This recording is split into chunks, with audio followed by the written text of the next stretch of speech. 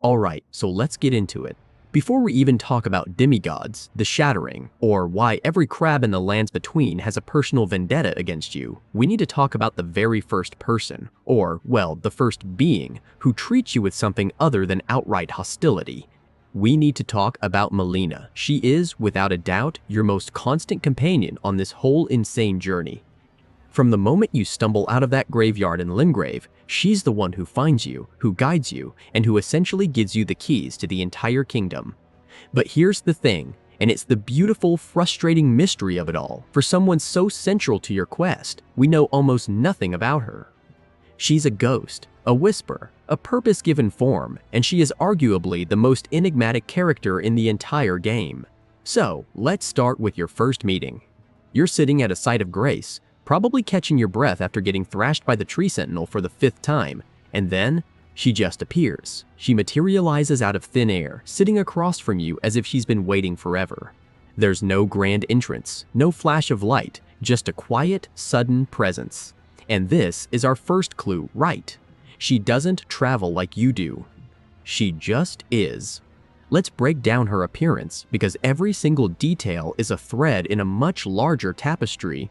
She wears the traveler's set, a simple, practical robe and hood. It's worn, a bit tattered, suggesting a long, long journey. It's not the garb of a noble or a sorcerer or a knight. It's the clothing of a pilgrim, someone on a mission with no home to return to. Her hair, what you can see of it, is this beautiful strawberry blonde, a color that feels warm and oddly out of place in such a bleak world. It's a hint of a life that once was, a softness that contrasts sharply with the rest of her.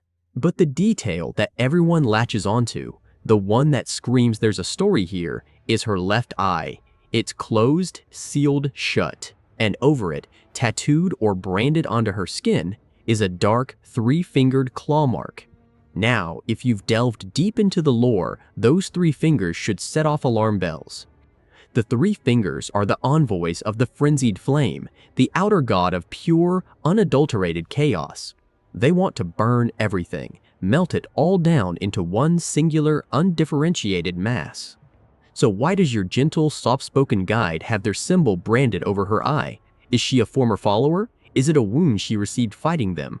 Or is she using it to seal something in, to keep the madness of the frenzy at bay? She never explains it. You can ask her, but she'll gently deflect. The mystery of that eye is the central mystery of her character. This brings us to the core of her nature, which she states herself in one of the most haunting lines of dialogue in the game. When she offers you the accord, the pact to serve as your maiden, she says, "I am burned and bodiless." Let's unpack that, because it's everything.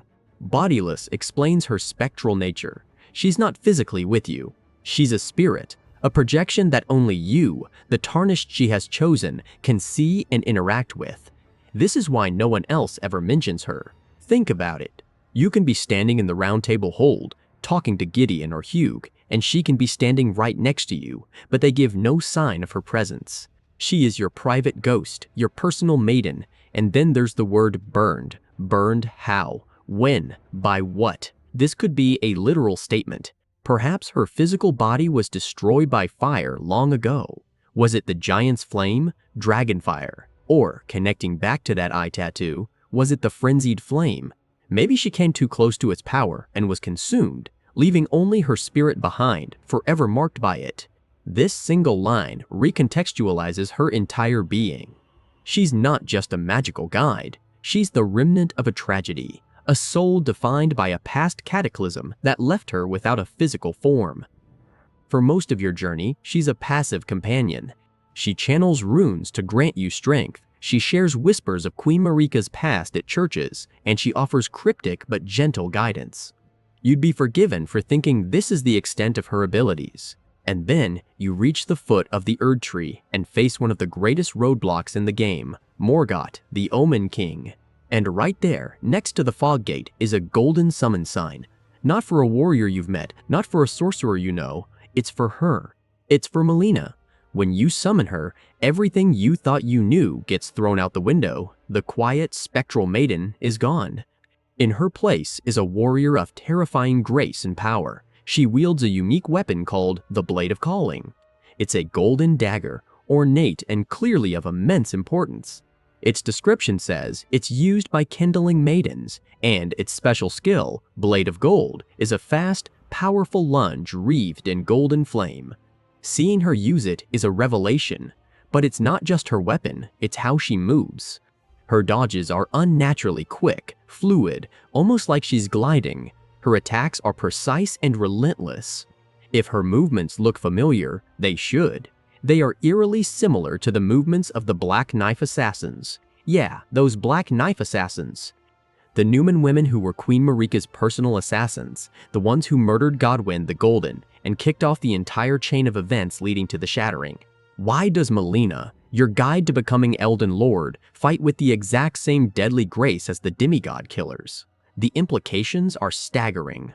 Was she one of them? Was she trained by them? Is her connection to Marika far deeper and darker than she lets on? Her abilities don't stop there. She also uses 2 incantations that are completely unique to her. The first is a healing spell. She raises her hand, and a small, luminous golden tree sprouts from the ground, bathing the area in a warm light that rapidly heals you and her. This isn't a standard Erdtree heal incantation that any cleric can use. It's something else entirely, something more primal, more direct.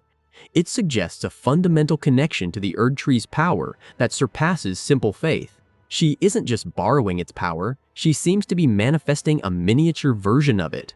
Her second incantation is an offensive one, and it's even weirder. She creates a field of golden light that, after a moment, erupts upwards in pillars of energy. Visually, it's beautiful.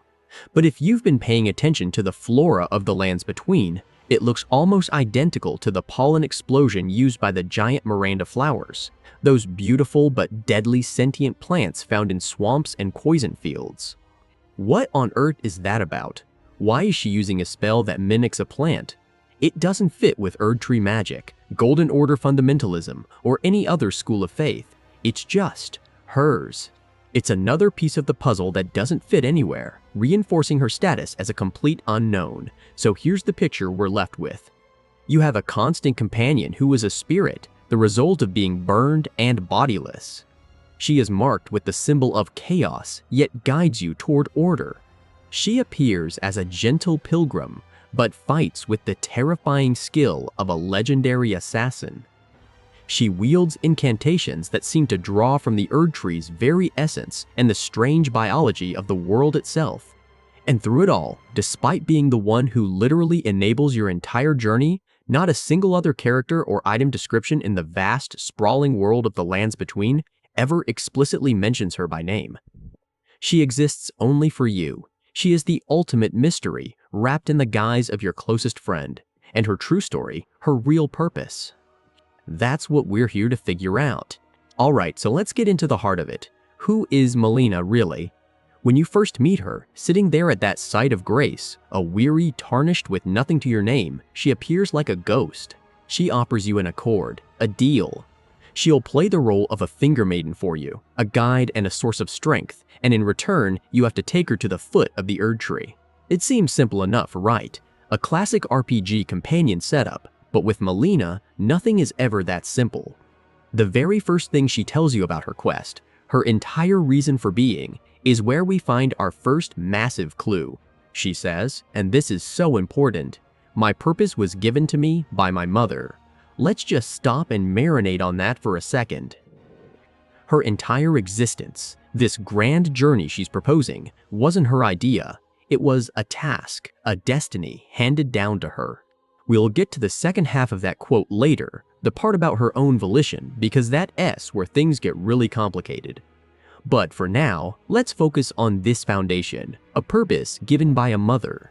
Her goal is to see a tarnished, specifically you, reach the Erdtree and become Elden Lord. Why? Because her mother wanted it. This immediately frames her not as some random spirit, but as an inheritor of a legacy, a participant in a plan that was set in motion long before you ever washed up on the shores of Lingrave. It paints her as a daughter carrying out a will, a final wish, or perhaps a final command. This purpose is the engine of the entire game. Without her, you read just another tarnished, endlessly dying and reviving, unable to translate your hard-won victories into any real, tangible power. This is where her first key ability comes into play, and it's something so fundamental we almost take it for granted. She can turn runes into strength. Think about what that actually means. Runes, as we learn, are fragments of the shattered Elden Ring itself. They are the very essence of life, order, and power in the lands between. When you defeat an enemy, you retaking their runes, their little piece of the divine puzzle, but on their own, they re-useless to you. They're just currency, a glowing number in the corner of your screen. You can T-eat them, you can T-absorb them, but Melaine can. When you rest at a site of grace and call for her, she takes your hand in this incredibly intimate, quiet moment. It's one of the only moments of gentle contact in the entire brutal world. And through that touch, she channels the power of those runes directly into you. She literally forges them into your very being, making you stronger, faster, more resilient. She is the key, the catalyst that allows you to grow. Without her, your journey is impossible. You'd be stuck at level 1 forever. This isn't just a game mechanic, it's a core piece of her identity. Why can she do this? True Finger Maidens serve the 2 fingers and can perform this role, but Melaine is very clear, she is no Finger Maiden. So how does she possess this sacred, essential power? This ability suggests a profound, innate connection to the Golden Order, or perhaps something even older and more fundamental. It's our first hint that she is far more than the simple kindling maiden she later claims to be. Her second major ability is just as reality-bending. Early in your journey, after you've proven yourself a little, she offers to take you somewhere. You rest at a grace, and suddenly you re-not in Limgrave anymore. You awaken in the Round Table Hold. Let us be clear about what this place is. It's a sanctuary, a nexus point that exists outside of normal space and time, a gathering place for the champions who hope to become Elden Lord, all under the watchful gaze of the 2 fingers. You can just walk there. You can find it on a map. It is accessible only by invitation, and Melaine holds your ticket. She transports you there with what seems like no effort at all. This is an incredible display of power. How can this spectral girl, who seems so fragile, move you between dimensions? It proves she has a deep, functional understanding and connection to the deep magic of this world, the kind of power that bends the rules of reality. It solidifies her role as your guide, not just by pointing the way, but by literally opening doors that are sealed to everyone else. She is your key to the entire system, so we have this powerful, mysterious guide whose purpose comes from her mother. The next logical question is, who is her mother? Melaine is cagey about this for a long time. But the game doesn't hide the answer, it just makes you piece it together through her actions. And the biggest piece of this puzzle comes from the echoes of Marika. As you travel the lands between, you will find these dilapidated, hauntingly beautiful churches of Marika. Inside each one is a crumbling statue of the queen and, usually, a site of grace. When you rest there, Melaine appears. She doesn't just have a new line of dialogue, she does something unique. She walks over to the statue, a faint golden light surrounding her, and she recites a quote. But she's not just reading an inscription, the game calls them echoes. She is channeling the last lingering words of Queen Marika herself, spoken in these very spots, ages ago. This is our smoking gun. This is the proof of their connection. Melaine is a living conduit for the words of the long-absent goddess, Queen of the Lands Between. Think about the implications. No one else can do this. Not the devout sorcerer Rogier, not the all-knowing Gideon Ofnir, not even Aeonia, the finger reader who speaks for the 2 fingers. Only Melaine. She shares Marika's most private thoughts, her declarations, her regrets. We hear Marika lamenting her children's fates, commanding them to become lords. We hear her speaking to Radagon, that other mysterious half of her, telling him, "Thou art yet to become me. Thou art yet to become a god." These are not public proclamations. They are intimate, personal moments from a queen on the verge of shattering the world. And Melaine is our only window into the mind of the woman who started it all.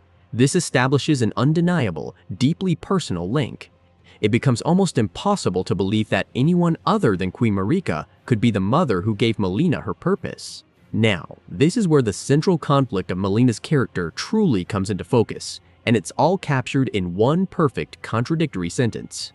At a certain point, she tells you, "My purpose was given to me by my mother, but now I act of my own volition." Let's pull that apart. The first half is an admission of destiny. She is an agent of her mother's will, a piece in a divine plan. Her path was chosen for her. But that second clause, "but now I act of my own volition," is a fierce declaration of independence. It's a statement of free will. She's telling you that even though her mother set her on this path, the choice to continue walking it is now hers and hers alone. But is it really? This is the question that hangs over her entire story. Her stated goal, to help you become Elden Lord, seems to align perfectly with what Marika wanted. Marika shattered the Elden Ring and, in doing so, created the conditions for the Tarnished to return and for a new Lord to rise. So, Melina is essentially carrying out Marika's grand design to the letter. How can she claim to be acting of her own free will when her actions are perfectly in sync with the destiny her mother laid out for her? This is where the theme of maternal influence becomes so fascinating and murky. Is Melina simply convincing herself she has a choice? Because the alternative, that she is a mere puppet, is too horrible to contemplate. Or is there a subtle but crucial difference between her mother's goal and her own? Perhaps Marika wanted any Tarnished to become Lord, to simply reset the system. But maybe Melina, through her journey with you, has developed her own personal investment. She wants you to become Lord. Her volition isn't in changing the destination, but in choosing the person who arrives there. Or maybe there's a more hidden agenda at play. She follows her mother's path right up until the very end. She guides you, strengthens you, leads you to the foot of the Erd tree. But what happens then? What is her ultimate goal? This quote creates a delicious tension. It makes us question everything she does. When she helps you, is it her choice, or is it the lingering echo of her mother's command? When she speaks of the world and its history, is she sharing her own perspective, or is she channeling a viewpoint she was born with? She is a character caught between fate and free will, and she insists she has chosen the latter, even as all evidence points to her being the perfect, obedient daughter. This internal conflict, this desperate need to own her purpose, is what makes her so much more than a simple guide. She's a soul fighting for her own agency within the grand, cosmic scheme of her mother's design. Alright, so let us dive into one of the most beautiful and tragic parallels in all of Elden Ring. We've been talking a lot about Melina, trying to piece together her origins and her purpose. But to truly understand her, we need to look at someone else. We need to look at her mirror image, her reflection in the cracked and shattered world of the lands between. I am talking, of course, about Millicent. This is a story of duality, of two young women whose journeys are so uncannily similar that it feels like the universe is rhyming. By understanding Millicent's very clear, very heartbreaking story, we can unlock the secrets of Melina's much more mysterious one. This isn't just a fun theory. I think it's one of the most intentional narrative threads From Software has ever woven. So, let us get into it.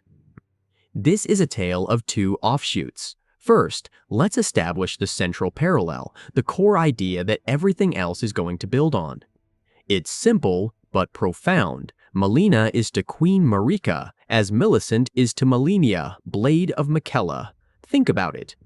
We've established that Melina was likely born of Marika at the foot of the Erd tree. She refers to her mother inside the tree and carries out a mission that seems to align perfectly with Marika's secret rebellion against the greater will.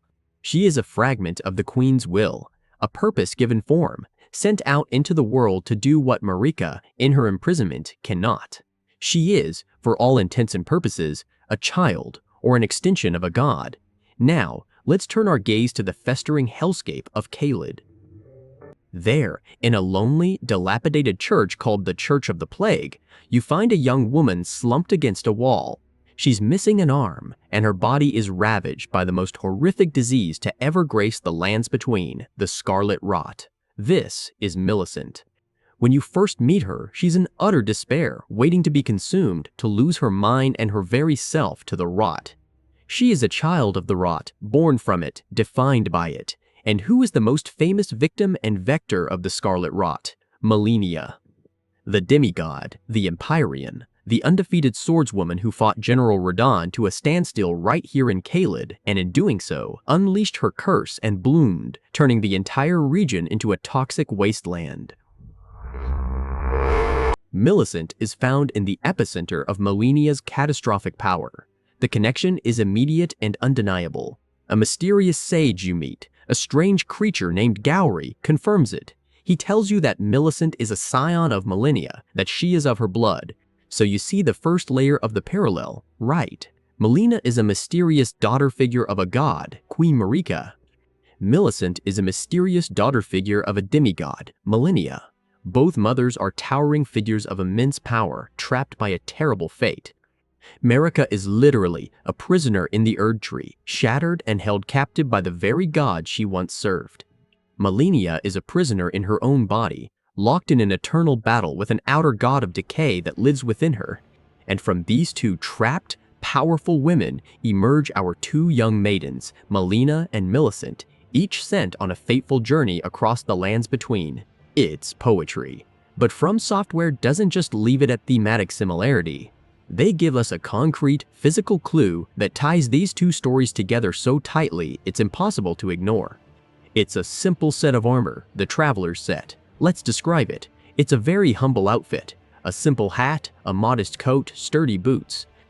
It's not the armor of a knight or the robes of a sorcerer. It's the garb of someone on a long, arduous pilgrimage. It's practical, it's worn, and it speaks of a life spent on the road, heading toward a distant goal. Who do we know who wears this set? Well, Melaine, for one. When she appears to you in the flesh at certain points in the story, like at the Forge of the Giants, this is what she's wearing. It's her canonical outfit when she's not just a spectral guide at a site of grace. It defines her as a traveler, a maiden on a sacred and ultimately tragic journey. Now, fast forward to the very end of Millicent's questline. It's a long, emotional journey where you help her find a cure for her rot, reclaim her pride as a warrior, and seek out her mother, Melaine. At the very end, in the Halig Tree, you are faced with a choice. You can help her. If you do, you are suddenly invaded by 4 hostile spirits. They are her sisters, Mary, Maureen, Amy, and Pollyanna. They are furious with you for helping Millicent resist her fate. They want to force her to succumb to the rot, to bloom just like Melaine did. They are trying to shatter her will and force her down a path she does not want to take. And what are these 4 sisters wearing? Every single one of them is wearing the Traveler's set, the exact same outfit as Melaine. Come on, that can't be a coincidence. In a game where every single item description, every piece of visual design is meticulously crafted to tell a story, this is a glaring signpost. The game is screaming at us, pay attention, these stories are connected.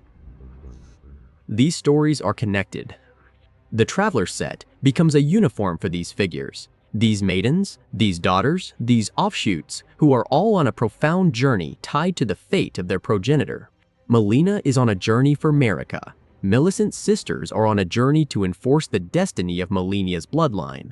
It visually welds their narratives together. This brings us to the very heart of their identity, a concept that Millicent herself gives us the words for. After UV helped her for a while, she starts to open up about her confusion, her search for who she truly is. And she says one of the most important lines in the entire game for understanding this whole dynamic. She says, "I am of Melania's blood, but in what way I know not.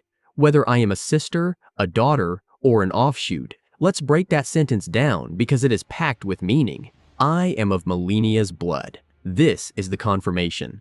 It's not a metaphor. There is a literal, physical, or magical connection. She comes from Melaine. But in what way I know not. This is the core of her personal struggle. Her entire quest is a search for identity. Is she just a clone? A lesser version of a great warrior? Or is she her own person? She doesn't have the answers, and that uncertainty drives her forward. And then the crucial part, whether I am a sister, a daughter, or an offshoot. Sister and daughter are familiar, human concepts. They imply a family, a relationship. But that last word, offshoot, that's different. It's a botanical term. An offshoot is a new shoot that grows from the base or main stem of a plant. It carries the same essential nature, the same DNA as the parent plant, but it is a new, separate entity. An offshoot can be cultivated, nurtured, and eventually grow into a brand new plant identical to the parent. This metaphor is perfect. It's exactly what is happening to Millicent. Gowry, the sage who helps you, has a dark secret. His plan isn't to save Millicent for her own sake. He is cultivating her. He wants to nurture her, guide her, and push her until she finally gives in to the rot and blooms into a new Scarlet Valkyrie, a perfect successor to Millennia. He is treating her exactly like a botanical offshoot, a cutting to be grown into a perfect replica. Her sisters are trying to do the same, to force that bloom. Now, let's apply this powerful concept of the offshoot to Melina. If she is an offshoot of Marika, what does that mean? It means she's not just a daughter in the traditional sense. She is a piece of Marika's will, a new growth from the main stem, given life and purpose to carry out a task that Marika herself cannot. She shares Marika's essential nature, her rebellious spirit, her desire to break the Golden Order, but she is a separate being sent out into the world to grow and act independently. This perfectly explains her nature as both deeply connected to Marika and yet a distinct individual with her own thoughts and feelings. They are not just mother and daughter, they are the original plant and the cutting, a purpose inherited and a will made manifest. So why does this all matter? Why did From Software create this intricate parallel? Because it's all about exploring one of the most fundamental themes in the entire game, free will versus fate. Both of the mother figures, Marika and Millennia, are prisoners of fate. Marika tried to exercise her free will by shattering the Elden Ring, and her punishment was eternal imprisonment. She is a god in chains, her will suppressed by a greater power she defied. Her fate is servitude. Millennia was born cursed. The outer god of Rot has its hooks in her, and no matter how noble or strong she is, that curse is her destiny. Gowry and the servants of the Rot god believe her fate is to become their new goddess, to fully give herself over to the Rot. Her fate is to succumb. This is where the offshoots come in. They represent an alternative path. They represent a choice. Millicent's story makes this devastatingly clear. At the end of her quest, after you help her defeat her sisters, she makes a final, powerful decision. She could have continued on, perhaps even trying to find a true cure. But instead, she pulls the unalloyed gold needle, the very thing suppressing the Rot's full power out of her own body. She is choosing to let the Rot consume her, but on her own terms. And she tells you why, in a line that will just break your heart. I have resolved to sear away the Rot within me. And so, I will be taking my leave of this world, so that I may die as myself, and not as some pale imitation of Millennia. Think about the sheer strength of will in that statement. Everyone, Gowry, her sisters, the very god of Rot itself, wanted her to become the next Millennia. They wanted her to follow the pre-written path, to fulfill her destiny, and her response is to choose death. She would rather die as Millicent, as her own person, than live as a puppet, a copy, a pale imitation. In her final moments, she seizes control of her own narrative. She rejects her fate and asserts her identity with her last breath. It is one of the most heroic acts of self-determination in the entire game. She chose free will over a cursed destiny. Now, look at Melina through that same lens. Her journey seems fated at first, right? She has a purpose given to her by her mother, to guide a tarnished to the Erd Tree and become the kindling to burn it. It seems like a straight line. But is it? What happens if you, the player, make a different choice? What happens if you go deep beneath the capital and inherit the frenzied flame? Melina appears before you, and she begs you not to. She warns you that if you become the Lord of Chaos, your paths must diverge. If you go through with it, she leads you. She says, I cannot allow you to walk the path of the Lord of Frenzied Flame. I will not be your maiden. Your journey is your own to take. She makes a conscious choice to abandon the very purpose she was seemingly created for because it conflicts with her own morality, her own will. And it doesn't end there. In the secret ending you get for that path, after you have burned the world to ash, Melina appears one last time. Her one closed eye is now open, revealing a swirling dark blue cosmos, and she speaks a vow, a new purpose that she has chosen for herself. She says, "Lord of frenzied flame, I will seek you as far as you may travel, to deliver you what is yours, destined death." She has found a new path. Her original purpose is gone, shattered by your choices, but instead of ceasing to exist, she forges a new one from the ashes. A purpose born of her own conviction. Just like Millicent, she refuses to be a passive participant in a destiny she rejects. She exercises her free will to oppose a world she believes is wrong.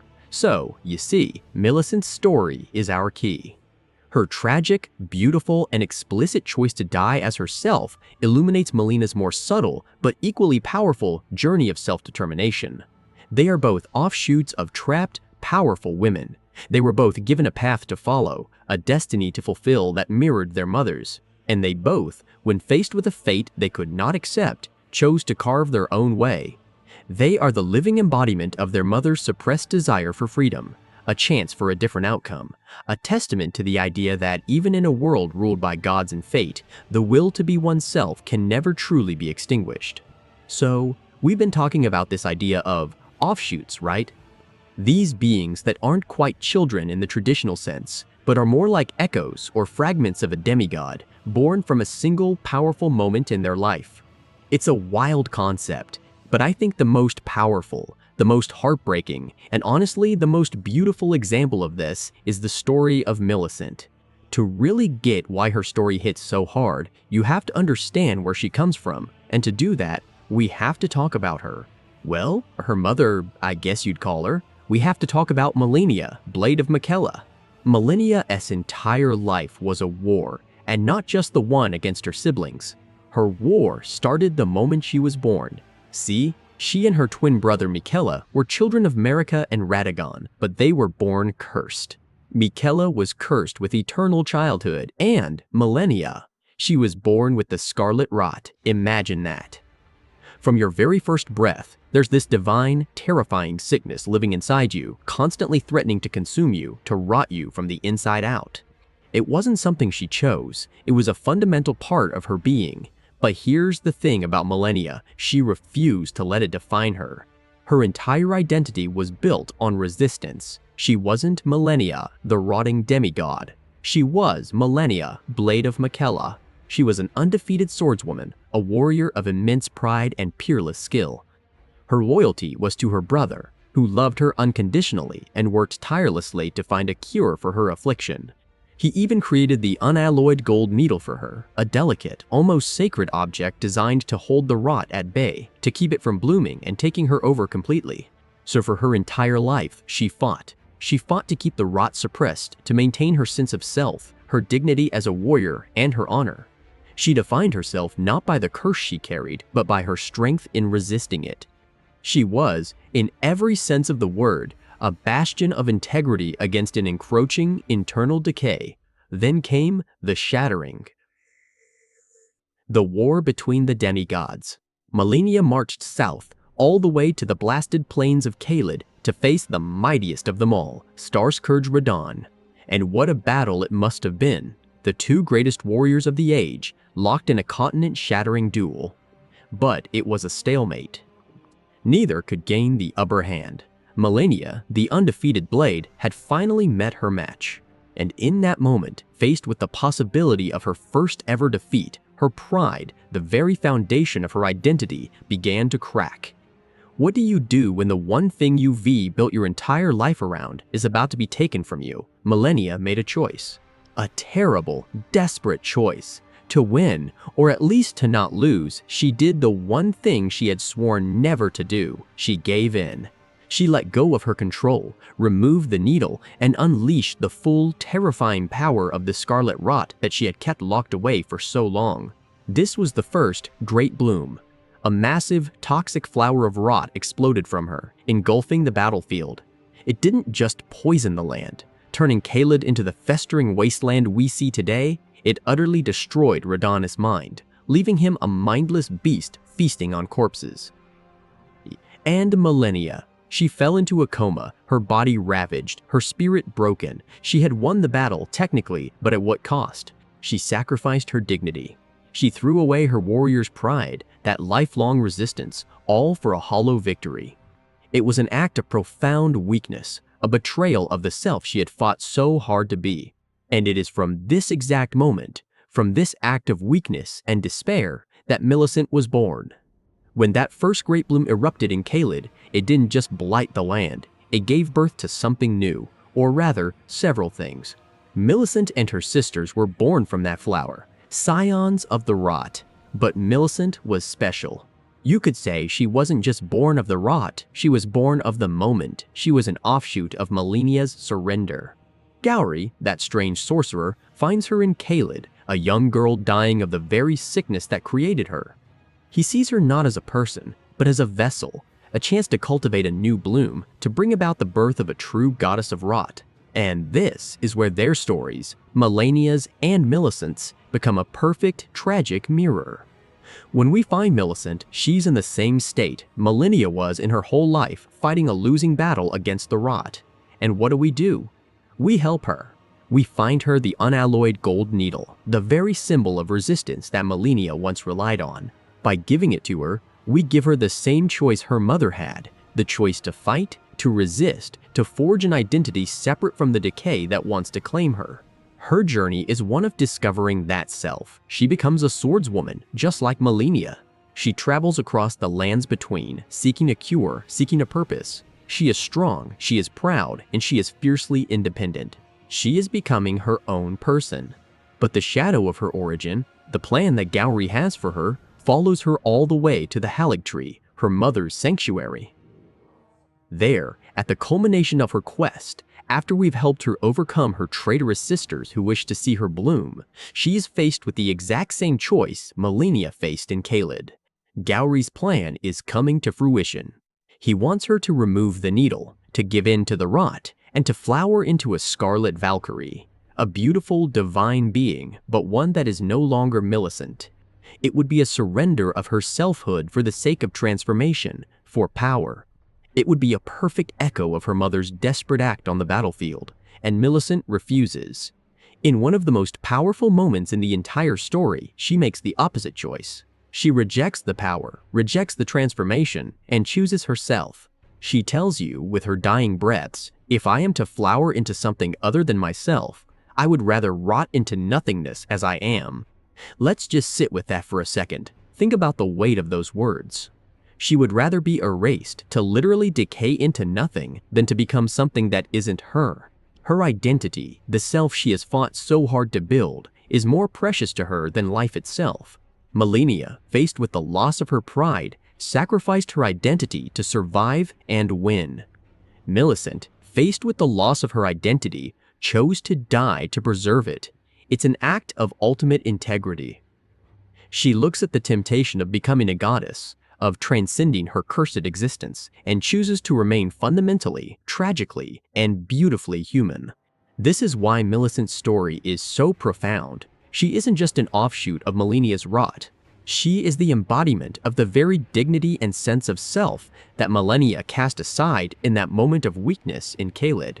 Malenia threw away her pride to unleash the bloom.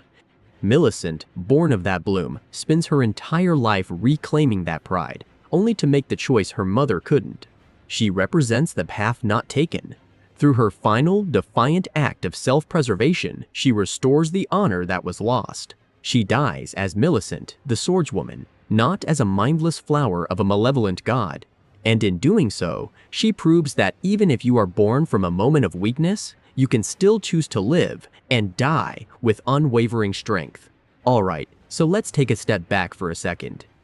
In our last chat, we spent a lot of time on Malenia and Millicent, and this incredibly tragic story of a young woman who was, for all intents and purposes, a clone or a child of a demigod. We talked about her journey, this desperate quest to find a cure for a rot she never asked for, only to discover her true purpose at the end of it. And what was that purpose? To bloom, to give in to the Scarlet Rot, to become a beautiful, perfect vessel for an outer god, just like her mother Malenia. She was faced with a choice: ascend into a new form of godhood, losing herself in the process, or defy that destiny, rip out the needle suppressing her identity, and choose to die as herself. And as we know, Millicent chose to die. She chose to wither away into nothing, a free woman, rather than become a beautiful, perfect puppet. Now, I want you to hold that idea in your mind. The choice between transformation into a loyal vessel and self-destruction to preserve your autonomy. Got it. Good. Because we're about to apply that exact same template to the biggest player in this entire cosmic drama, Queen Marika the Eternal herself. This is where everything starts to click into place, where the strange duality of the gods of the lands between begins to make a terrifying kind of sense. Let's think about Marika. For ages, she was the perfect vessel for the greater will. She was the god of the Golden Order, the enforcer of its principles. She waged wars, she cast out enemies, she built a dynasty. But we know, from all the little clues scattered around, that something changed. The perfect queen started to have doubts. She began to see the Golden Order not as a paradise, but as a prison. Maybe it was the curse placed upon her children, the endless cycle of undeath. Maybe it was the removal of the Rune of Death, an act which created a stagnant, unchanging world. But the real breaking point, the moment that cracked the very foundation of her faith, seems to have been the Night of the Black Knives. Think about the sheer horror of that event for her. Her favorite son, Godwyn the Golden, the pinnacle of the Golden Order's perfection, was murdered. But he wasn't just killed, his soul was annihilated while his body lived on, creating the first of those who live in death. This was an abomination, a complete violation of the order she was meant to uphold. Her perfect world, her golden age, was proven to be a lie. It was vulnerable, it was flawed, and in that moment of absolute grief and despair, I believe Marika had her own version of Melinia's bloom. This wasn't a bloom of Scarlet Rot, but a bloom of pure, soul-crushing despair. A crisis of faith so profound, it threatened to shatter her very being. And the greater will, this cosmic entity that demands absolute loyalty, could not allow its primary vessel to rebel. It couldn't have its queen turn against it. So, what do you do with a tool that is beginning to think for itself? You reforge it. In this moment of Marika's ultimate weakness and spiritual agony, the greater will acted. It took that burgeoning rebellion, that grief, that questioning nature, and it hammered it down. It reforged her into something new, something loyal, something else, and that something else was Radagon. This is the heart of the theory. Radagon isn't just some guy Marika married. He isn't just a second husband who mysteriously became her other half. He is Marika, or rather, he is the part of Marika that submitted to the Golden Order. He is what she was transformed into. Think about his title, Leal Hound of the Golden Order. A hound is loyal, unquestioning, and obedient.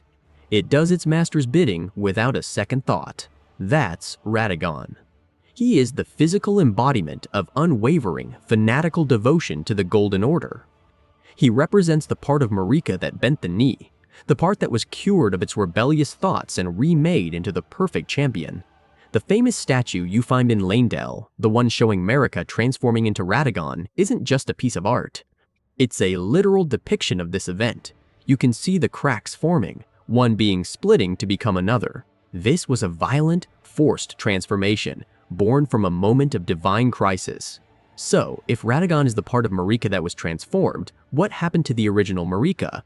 The one who saw the cracks in the Golden Order, the one who grieved for her son, the one who wanted to burn it all down. Well, let's go back to our parallel. When Melania bloomed, an offshoot was created, Millicent. A separate being, carrying a piece of the original, but with her own will. What if Marika's bloom of despair also created an offshoot? What if the part of her that refused to submit, the part that chose defiance over transformation, was cast out? What if that rebellious spirit, that original, will to see the world freed from the Order's grip, became a new entity? A bodiless, burned, wandering spirit whose only purpose is to find a champion to finish the job her mother started. Does that sound familiar? It should. That is Melina. Melina is Marika's Millicent. She is the echo of the queen who once was. She tells us she was born at the foot of the Erd Tree, that she is bodiless, and that she is searching for her purpose, given to her by her mother. What is that purpose? To find a tarnished, guide them to the throne of Elden Lord, and have them commit the ultimate cardinal sin, burning the Erd Tree.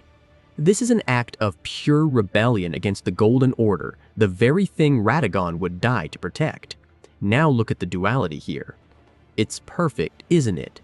Radagon, the transformed self, the loyal puppet, stands as the final guardian of the Erd Tree, trying to mend the Elden Ring and preserve the Order. Melina, the cast-off self, the rebellious spirit, guides you on a quest to destroy that very same tree. They are two halves of the same original being, Queen Marika, locked in a war against each other. One represents submission and transformation. The other represents autonomy and self-destruction. Melina is the part of Marika that, like Millicent, chose to rot into nothingness, to become a burned and bodiless spirit, rather than be remade into a tool of the greater will. She is the ghost of Marika's free will. This brings us to one of the most chilling and most misunderstood lines in the entire game. We hear it from Marika herself, spoken to her other half, Radagon, right before she shatters the Elden Ring. She says, "O Radagon, leal hound of the Golden Order, thou'rt yet to become me, thou'rt yet to become a god, let us be shattered both, mine other half." For the longest time, we all thought she was just talking about the Elden Ring. Let's shatter this thing. But with this new context, the line takes on a horrifying new meaning. She isn't just talking about an object, she's talking about themselves. This is the moment of her ultimate defiance. She knows Radagon, the loyal hound, is taking over. She knows her original self is being erased. So she makes a final, desperate move. If she can't win, she can at least force a stalemate. Let us be shattered both. She is declaring a spiritual civil war. She is intentionally breaking their shared existence. It's an act of divine self-destruction. She is shattering her own soul into these two opposing forces, Radagon and the will embodied by Melina, and in doing so, shattering the world around them. The shattering of the Elden Ring wasn't just a political act. It was the physical manifestation of a god tearing her own soul in two. The war that consumed the lands between was simply an external reflection of the internal war that had been raging inside its queen. The conflict between Radagon's desire to preserve and Melina's drive to destroy is the very essence of Marika's final, tragic choice. She couldn't be free, so she chose to be broken, and in doing so, broke everything.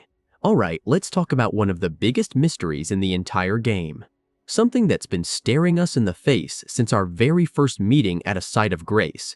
I am talking about Melina. Specifically, I am talking about that tattoo, that seal, over her left eye. What is it? Why is it there? We journeyed with her, listened to her recite the words of Queen Marika, and watched her sacrifice herself to burn the Erd Tree. Yet, even at the very end, she remains an enigma. But I think, if we look closely at the patterns of the gods and the demigods in the lands between, we can start to piece together what that sealed eye truly represents. And let me tell you, it's a theory that reframes everything we think we know about divinity, power, and the very nature of the soul in this world. First off, we have to acknowledge that Melina isn't the only major character walking around with a sealed eye. Who does that immediately bring to mind? Of course, it's Ranni the Witch. When you meet her spectral form in her tower, she has that ghostly, translucent seal over her right eye. It's not a tattoo like Melina's, but the symbolism is impossible to ignore. Two incredibly powerful clandestine figures, both central to the fate of the world, and both have one eye mysteriously shut. In a world crafted by From Software, a coincidence like that isn't a coincidence at all. It's a breadcrumb. It's a signpost telling us, hey, look over here. These two are connected. So, the first step to understanding Melina is to understand Ranni, and to understand them both, we need to talk about what it means to be an Empyrean. Now, an Empyrean, as we've learned, is a big deal. They aren't just any demigod. They are individuals chosen by the Two Fingers, these weird, twitching envoys of the greater will, as candidates to succeed Queen Marika and become the new god of the coming age. Ranni is an Empyrean, Malenia is an Empyrean, Miquella is an Empyrean, and Marika herself was an Empyrean before she achieved godhood. But being chosen comes with a, let's call it a package deal. It seems that when the Two Fingers select an Empyrean, they don't just give them a pat on the back and a good luck. They also bestow upon them a shadow. What is a shadow? It's a vassal, a protector, a being bound to the Empyrean's very soul. But there's a specific, crucial detail here. They are always described as bestial. They are part beast, part man, embodying a kind of primal strength and unwavering loyalty. The most obvious example, the one we know and love, is Blade, Ranni's shadow. He's the half-wolf, her loyal guard dog, her stepbrother, her oldest and dearest companion.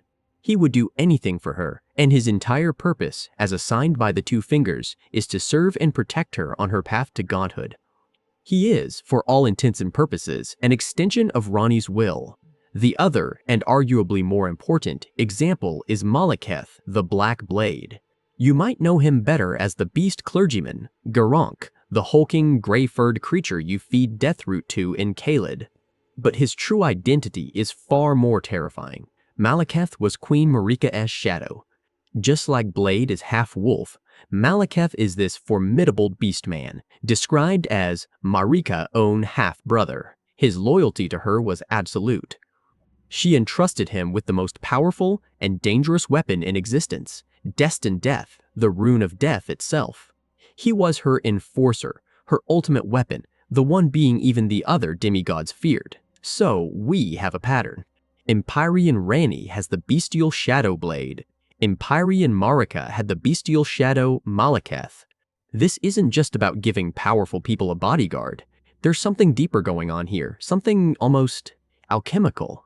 And this is where our theory really begins to take shape. Let us explore this idea of a spiritual alchemy. Think about what alchemy is in the real world, or at least in mythology. It's the process of transmutation, of turning something base, like lead, into something pure and perfect, like gold. It's about separating the impurities from the core essence to create something divine. Now, what if that same principle applies to the soul in Elden Ring? What if, in order to become a true, perfect god, an Empyrean must undergo a similar process of purification? They must separate the base parts of their soul from the pure. And what could be more base, more impure than one's own violent, primal, bestial instincts? The rage, the fury, the capacity for unbound destruction. These are not the qualities of a stable, everlasting god meant to preside over a golden age. They are the qualities of a beast. So here's the theory. The creation of a shadow is the ultimate act of spiritual alchemy. An Empyrean, to prepare for godhood, literally carves out the most violent, untamable parts of their own soul and seals that essence within a separate, living vessel. That vessel becomes their shadow. This explains why the shadows are always bestial. Blade isn't just a wolfman given to Ranni, he is Ranni's repressed, feral nature-given form. He is her capacity for violence, her killer instinct, bound in a loyal body. This is why, when Ranni defies the Two Fingers and casts aside her destiny, Blade is driven mad. His very purpose for existing is tied to her destiny, and when she breaks it, the violent essence he contains can no longer be controlled. He turns on us at Ranni's rise, a tragic figure, his mind shattered because the soul he was meant to contain has chosen a different path. He was a cage, and the bird flew away. The same applies to Marika and Maliketh. Maliketh isn't just some beast man she happened to be related to. He is the embodiment of Marika's own capacity for absolute destruction. He is the vessel for her death aspect. She poured all of that terrifying power into him, and then gave him the Rune of Death to wield. By doing this, she purified herself, becoming the perfect, radiant vessel for the Elden Ring, the goddess of a timeless golden order where death was removed. She separated her death aspect and gave it to Maliketh to guard. It was a perfect system, a perfect duality. She was the eternal life. He was the guarded death. So, how does this all circle back to Melaine and that sealed eye? Well, if the shadow is the vessel for this repressed power, the sealed eye is the lock. It's the physical, symbolic representation of this internal act of separation. Ranni keeps her eye sealed because she is keeping that violent, fated part of herself under control, separate from the calculating, measured witch we interact with. The seal is a constant reminder of the power she has locked away. Now, let us look at the proof. It's all in the color. Think back to Garank, who we know is Maliketh. When you give him Death Root, he gives you items in return. One of them is the Beast Eye. Let's read its description carefully. The murky violet iris of this eye is eternally fixed on the search for Death Root. A murky violet iris. Remember that color. Violet, purple. The color associated with death, with royalty, with a kind of gloaming twilight. This is the color of Maliketh's true nature, the essence of destined death that he contains. Now, fast forward to the most terrifying ending in the game, the Lord of Frenzied Flame. You've betrayed Melaine. You've chosen to burn the world with the three fingers instead of letting her sacrifice herself. And in that final chilling cutscene, she appears. Her purpose as kindling is gone. Her accord with you is broken. All that is left is her original purpose, her true nature. And what do we see? Her sealed eye is now wide open. The tattoo is gone. And what color is it? It's a pale, hazy, murky violet. Do you see it? It's the exact same color palette described for the Beast Eye of Maliketh. The connection is undeniable. The seal on Melina's eye was holding back the exact same power that Maliketh embodies. When that seal is broken, she isn't just angry Melaine anymore. She has unleashed the part of herself that she had separated and locked away. She looks at you, and with a voice colder than ice, she promises you, the Lord of Chaos, one thing, I will seek you as far as you may travel. To deliver you what is yours, destined death. Suddenly, it all clicks into place. Melaine is the Gloam-Eyed Queen. The Gloam-Eyed Queen was an Empyrean who once commanded the god-slaying Black Flame and wielded the power of the Rune of Death. Who defeated her?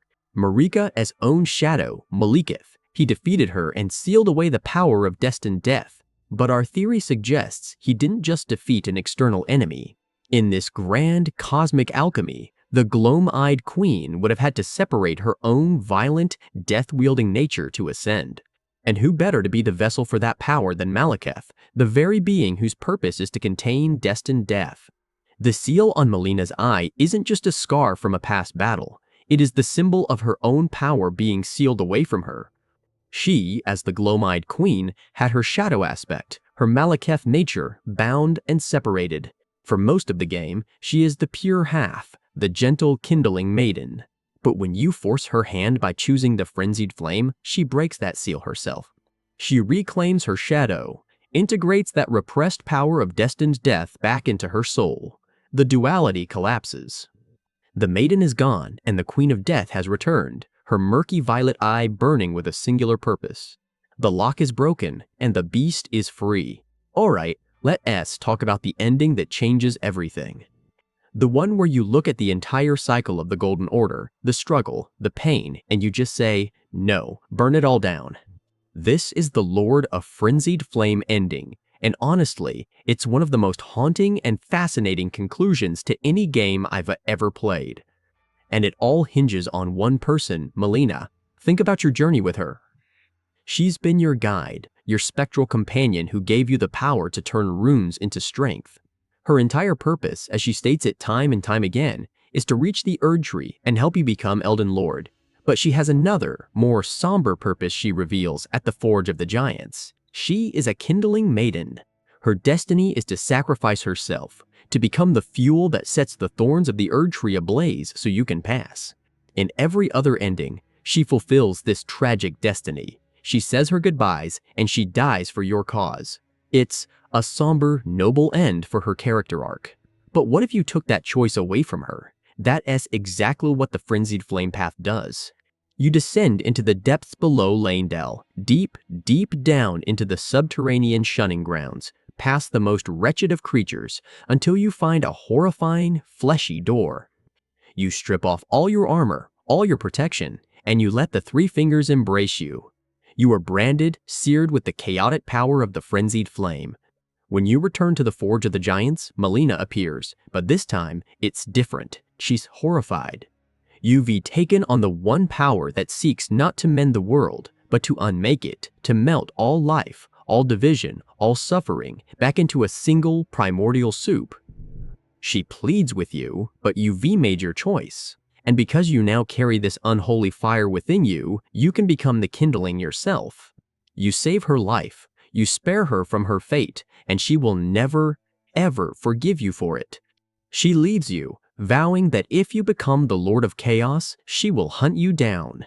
It's a chilling moment, but it's nothing compared to the final scene. So, you do it. You defeat Radagon and the Elden Beast. You touch the fractured remains of Marika, and instead of mending the Elden Ring, you unleash hell. Your head erupts into a swirling vortex of yellow flame. The Erd Tree is consumed not just by fire, but by the absolute chaos of the frenzy. The world burns. The screen fades to black, and then we see her. This is where the transformation, the real meat of this ending, is revealed. We see Melaine, alive and well, standing in a desolate, ashen landscape that we can only assume is the world UV just unmade. But it's not the Melaine we knew, not even close. First, look at her hair. That distinctive strawberry blonde, almost pinkish hair she had throughout the entire game, it's gone. It's been replaced by a stark, raven black. It's a dramatic shift, and it's not just for style.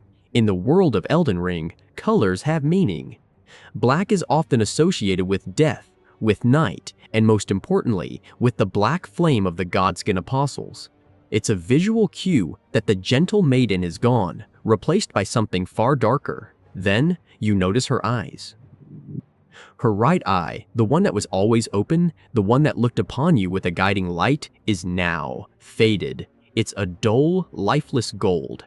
The grace of the Erd Tree, the light that connected her to the Golden Order, seems to have been extinguished.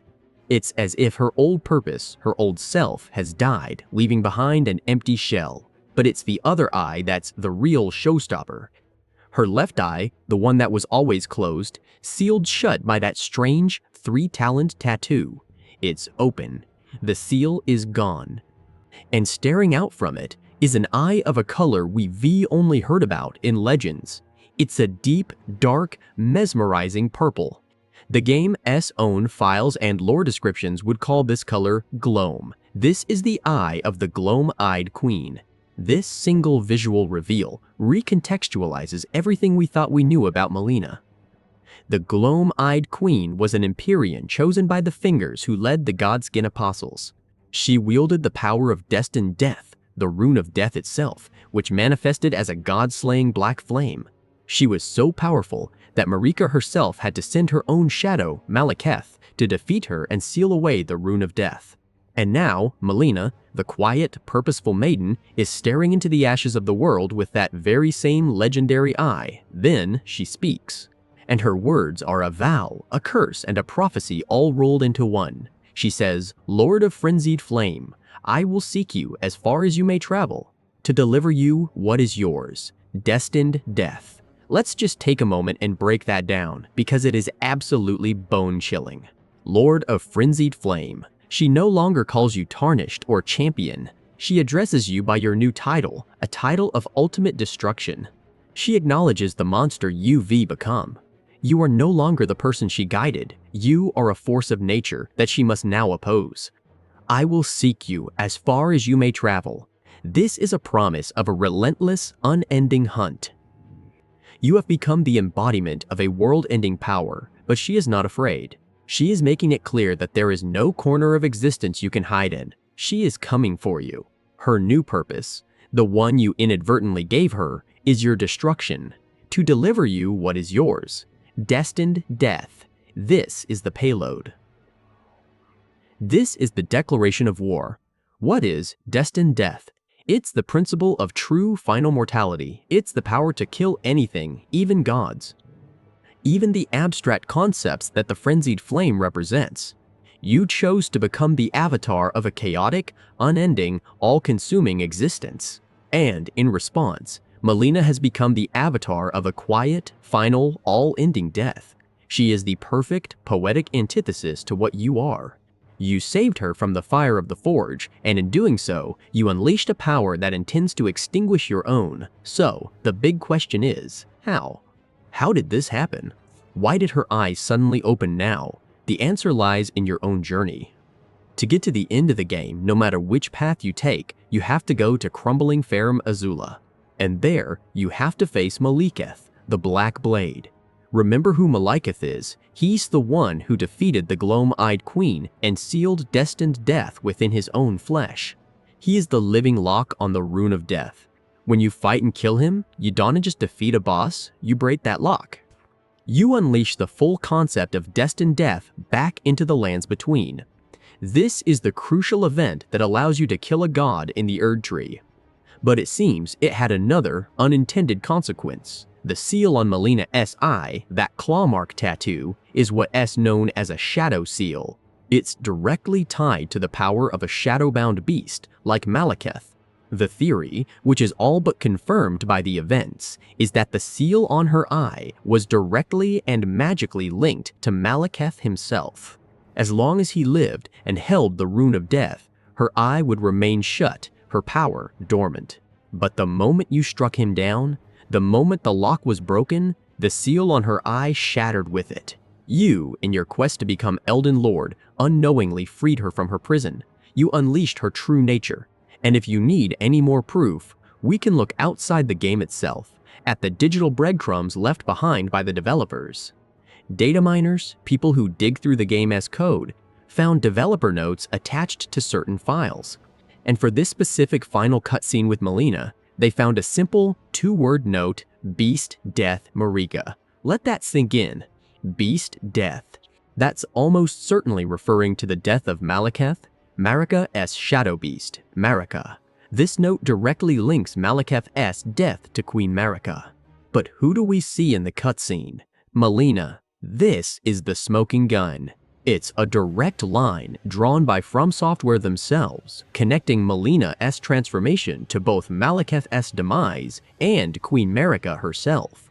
This opens up a universe of possibilities. Is Melaine a daughter of Marika? Is she an alter ego, an emanation like Radagon was? Or is she perhaps a reincarnation of the Gloam-Eyed Queen, who herself was an Empyrean with a connection to Marika? The game never gives us a straight answer, but this note, combined with her transformation, makes it undeniable that she is a being of immense divine significance. By killing Maliketh, you didn't just unleash a concept, you reawakened a queen, so think about the tragic, beautiful irony of it all. You chose the one path that guarantees Melena's physical survival. You did it to spare her from the fire.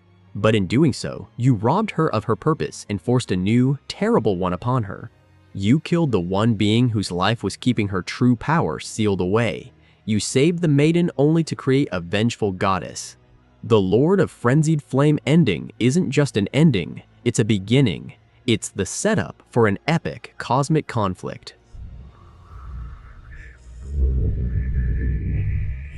The Lord of Chaos, who wants to melt all life into one, being hunted across a burning world by the reborn Queen of Death, who wants to grant him the one thing he can no longer have, an end. And it is all your fault. You made your choice, and now she has made hers, and she is coming for you. Alright, so let's talk about one of the most important and yet most mysterious figures in the entire history of the Lands Between. We've heard her name whispered in item descriptions. We've fought her fanatical followers, but who was she? I'm talking, of course, about the Gloam-Eyed Queen. Now, you might have initially thought she was just some throwaway bit of lore, a name attached to a cool sword, but oh, she is so much more than that. She's not a footnote, she's a foundational pillar of the entire conflict that defines Elden Ring. Her story is the story of death itself, and her defeat is the event that set the entire game in motion. First, let's break down that name, the Gloam-Eyed Queen.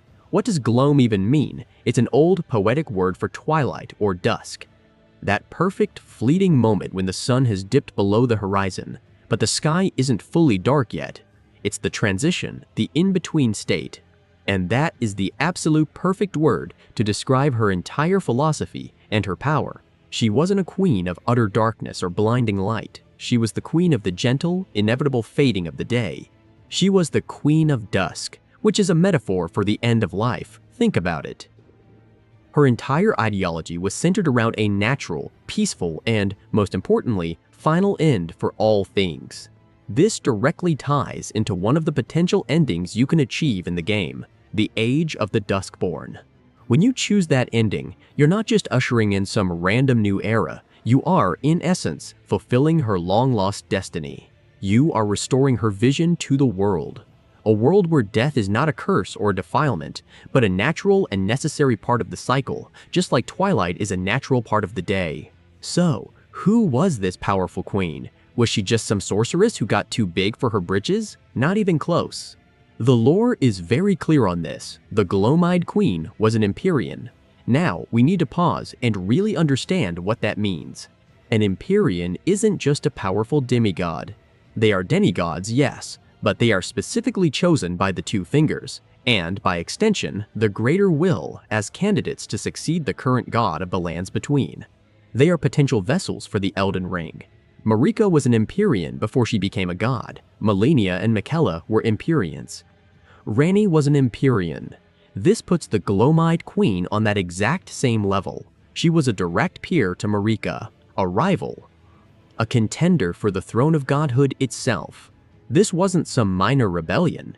This was a clash between two potential futures for the entire world, represented by two beings of immense, near-divine power.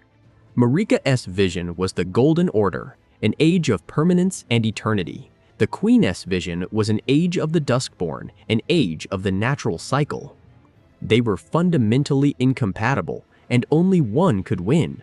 Every queen needs her followers, and the gloam-eyed queens were some of the most terrifying and devoted individuals you will ever face, the Godskin Apostles and the Godskin Nobles. Let's really look at these guys. They aren't just wearing armor. That pale, stitched-together fabric they're wrapped in is exactly what it's called, Godskin. These were fanatics who, under the Queen's command, hunted gods and demigods. And as a trophy, as a sign of their devotion and power, they would flay their divine victims and wear their skin as a sacred garment. It's utterly horrifying, but it tells you everything you need to know about their mission. They believed so strongly in their queen's cause that they would literally wear their victories. You fight them all over the lands between, which shows you just how widespread their influence once was. You find a Godskin Apostle guarding the base of the Divine Tower in Caelid and another in Windmill Village, a place of disturbing, festive horror.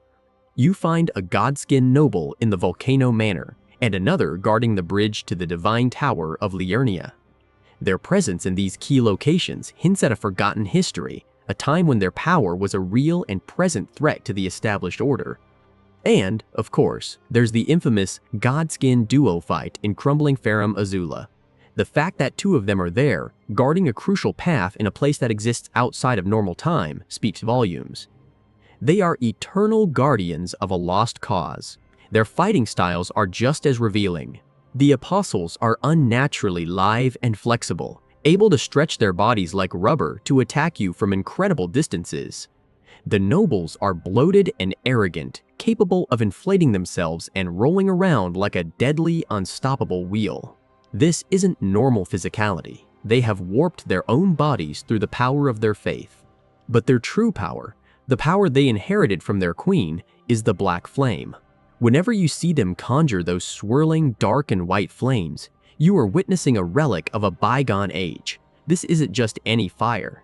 The black flame incantations you can find, like Black Flame or Scouring Black Flame, tell us that this fire was specifically capable of burning the gods themselves. It eats away at your health after it hits, a percentage-based drain that shows it doesn't care how tough you are. It gnaws at the very essence of life. All of their sacred items, the Godslayer's seal that boosts their incantations, the Godskin Peeler Twin Blade, the Godskin Stitcher Heavy Thrusting Sword, they all speak of this singular purpose to kill the unkillable. And at the heart of this power, the source of the Black Flame's god-slaying properties was the single most important concept in the entire game.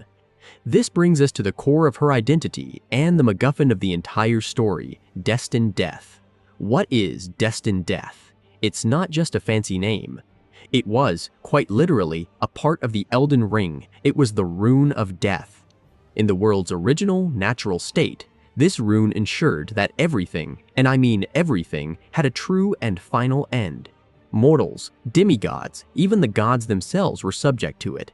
It was the great equalizer, and the gloam-eyed queen was its chosen wielder. She commanded the rune of death. This is why her followers were so successful. This is why their black flame was so potent. It wasn't just fire, it was fire infused with the very concept of mortality. It was the physical manifestation of death itself. You can see the problem this posed for Queen Marika, can't you? She wanted to build a new world order, the Golden Order, which was predicated on the Erd Tree and the concept of eternal life, or at least a controlled cycle of rebirth. How can you have an eternal kingdom if the gods themselves can be killed? You can't. The Gloam-eyed Queen and her destined death were the single greatest threat to Marika's entire vision.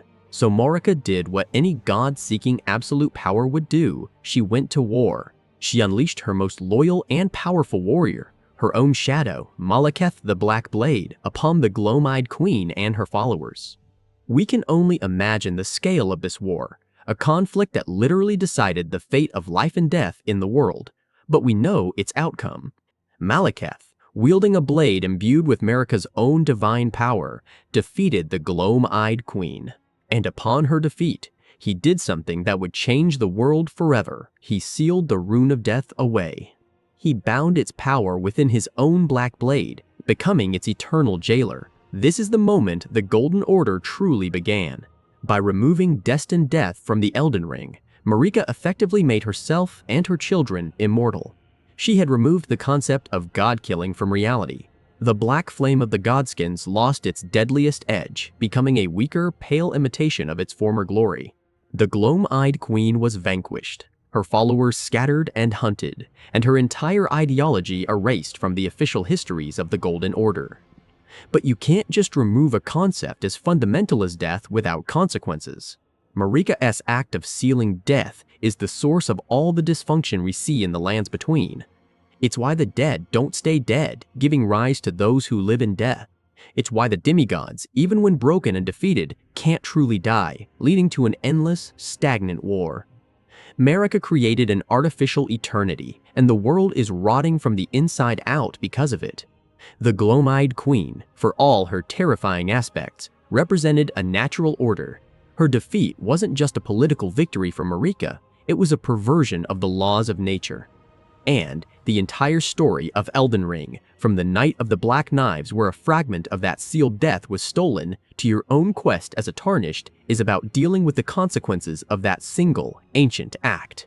The Queen of Dusk may be long gone, but her shadow, the gloam she commanded, stretches over the entire history of the lands between. Alright, so let's talk about the centerpiece of the whole Godskin operation. We've talked about the apostles, the nobles, and the queen who led them, but now we need to look at the source of their power. We need to talk about the weapon that made it all possible, the legendary Godslayer's Greatsword. This thing isn't just a sharp piece of metal, my friend. It's a story, a symbol, and maybe, just maybe, a person. It's one of the most fascinating artifacts in the entire history of the lands between, and when you really start to pull at its threads, the whole tapestry of the Golden Order's history begins to unravel. First, just look at it. You pick this thing up, and it doesn't feel like something a blacksmith hammered out in a forge. It feels organic, alive. The blade isn't a single solid piece. It's two blades, twisting around each other in a perfect double helix, like strands of DNA or intertwined serpents. They spiral up from the hilt to the tip, leaving an empty space in the center. It's an impossible design for a conventional sword, and that's your first clue that we were dealing with something far beyond mortal craftsmanship. Now, where have we seen a design like that before? Think about the very end of your journey, after you've defeated the final boss. You get the Sacred Relic Sword, a weapon forged from the very body of the god you just slew, the fused form of Radagon and Queen Marika. And what does it look like? It's a golden skeletal structure twisted into a double helix. The game is showing us, right there, a clear precedent. In this world, the bodies of gods, their very essence, can be transformed into weapons with this exact, bizarre, twisted structure. So when you see the Godslayer's Greatsword with that same biological, helical design, a giant red flag should be going up in your mind. This isn't just a sword, this is, or was, something else, something divine. But the symbolism goes even deeper. And this is where it gets really chilling. If you take the Godslayer's greatsword and hold it point down, just let it hang towards the floor, its silhouette perfectly, and I mean perfectly, matches the icon for the Rune of Death. You know the one, that swirling, curved rune that Maliketh keeps sealed within himself. The very concept of destined death, the power that the gloam-eyed queen commanded, is literally etched into the shape of her weapon. This is not a coincidence, it's a statement. The sword isn't just a tool used to channel the power of the Rune of Death. In a very real way, the sword is the Rune of Death given physical form. It's the key, the sigil, the ultimate instrument of her cause. Every time she or one of her followers raised that blade, they weren't just swinging a sword, they were wielding the very concept of mortality against the so-called immortals. It's the ultimate blasphemy against the Golden Order, a weapon whose very shape is a declaration of war against their undying world. This brings us to the biggest question of all. Where did this sword come from? There are two major theories, and both of them are incredible in their own right. The first, more straightforward theory is that the sword was forged for the gloam-eyed queen. She was an Empyrean, chosen by the Two Fingers, which means she was a being of immense power even before she started her crusade. It's possible that she, or a smith loyal to her, created this weapon as the ultimate expression of her ideology. Maybe they found a way to channel the essence of the Rune of Death into a physical object, shaping it into the Rune Zone image. If you were going to build a weapon to kill gods, you can just use regular steel. You'd need something divine, something fundamental, a blade from the very concept of death itself. That sounds about right. In this version of the story, the queen is a master, a wielder of an incredibly powerful artifact she had made to serve her purpose. But then there's the second theory, and honestly, this is the one that keeps me up at night. It's darker, more tragic, and it fits perfectly with the twisted logic of the lands between. What if the Godslayer's greatsword wasn't forged for the queen? What if the sword is the queen? Think about the timeline. The gloam-eyed queen wages her war against the gods. She and her apostles are terrifyingly successful for a time.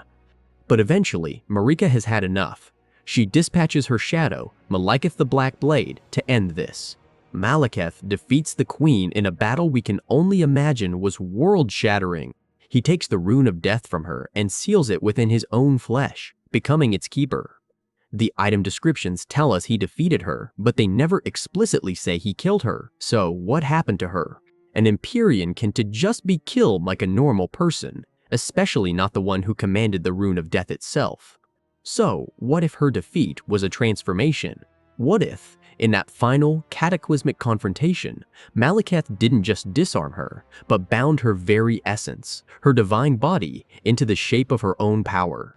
Her form twisted, spiraling into that double helix, her being sealed away inside the cold steel of the blade. This turns the weapon from an artifact into a prison. The organic, flesh-like design suddenly makes perfect, horrifying sense. It looks like that because it's made of a goddess body, just like the sacred relic sword. The Godskin apostles who revere this weapon, who guard it in the divine tower of Caelid, they aren't just protecting her legacy. They re-protecting her. They are carrying their queen, their goddess, into battle. It reframes their entire existence from a cult following a dead leader to the eternal guardians of their trapped, slumbering deity. Finally, let's talk about what the sword actually does. Its function is as singular and terrifying as its purpose. The Godslayer's greatsword is the original source, the wellspring from which all Godskin black flame flows. When you see a Godskin apostle conjure one of those swirling black fireballs, or when a noble ignites their blade with that sickly, life-draining flame, that power is being channeled directly from this sword. The Godslayer's seal, which the apostles use for their incantations, says it is a sacred seal of the Godskin apostles, a relic that allows them to serve as a catalyst for casting black flame incantations. They are tapping into the sword's latent power, and this isn't just any fire. The black flame is special because it carries a piece of the Rune of Death within it. That is why it's so effective against gods and demigods. It doesn't just burn you, it eats away at your very existence. It inflicts a curse that drains your maximum health, a percentage of your life force that can't be healed back. It's a fire that deals true mortality. It's saying, I don't care how divine you are, how much health you have, you will die. A piece of you is now gone forever.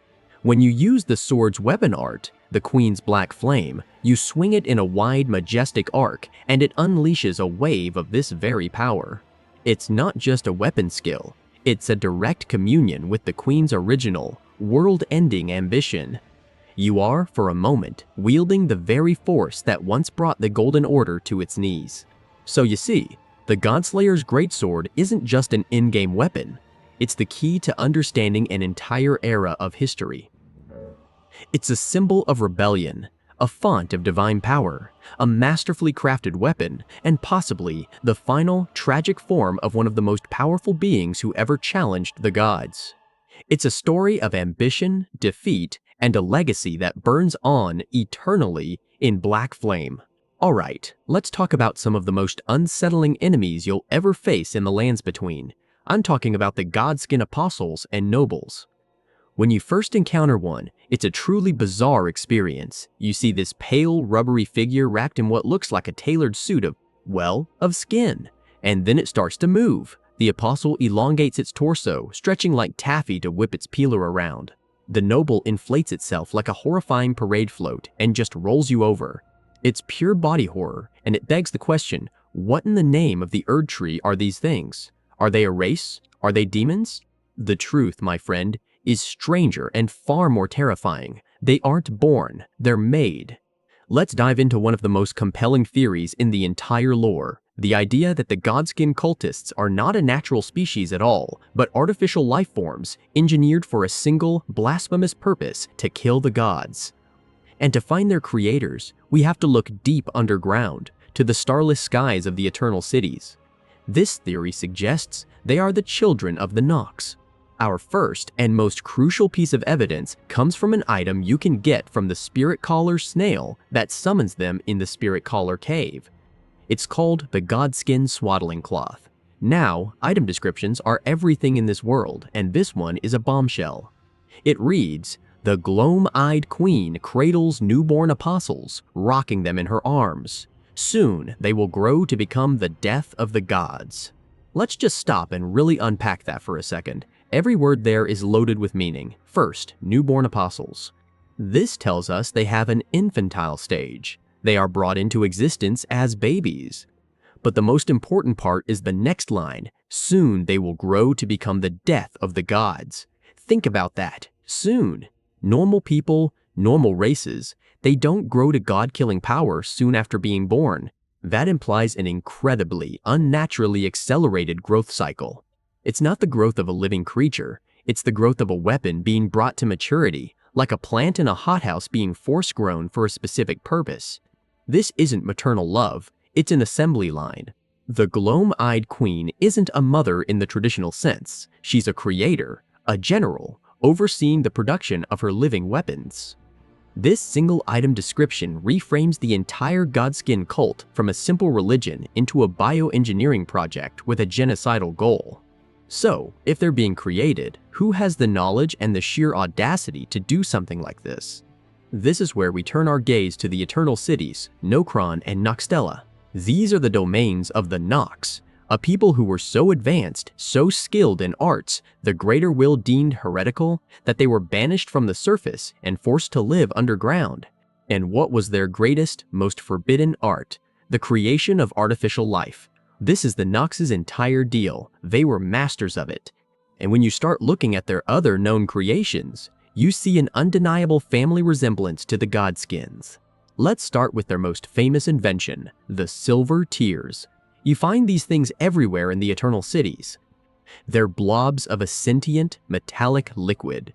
They can't hold a form on their own, but their entire purpose is to mimic other life forms. The pinnacle of this technology, of course, is the Mimic Tear, a perfect doppelganger that can replicate you down to your last flask.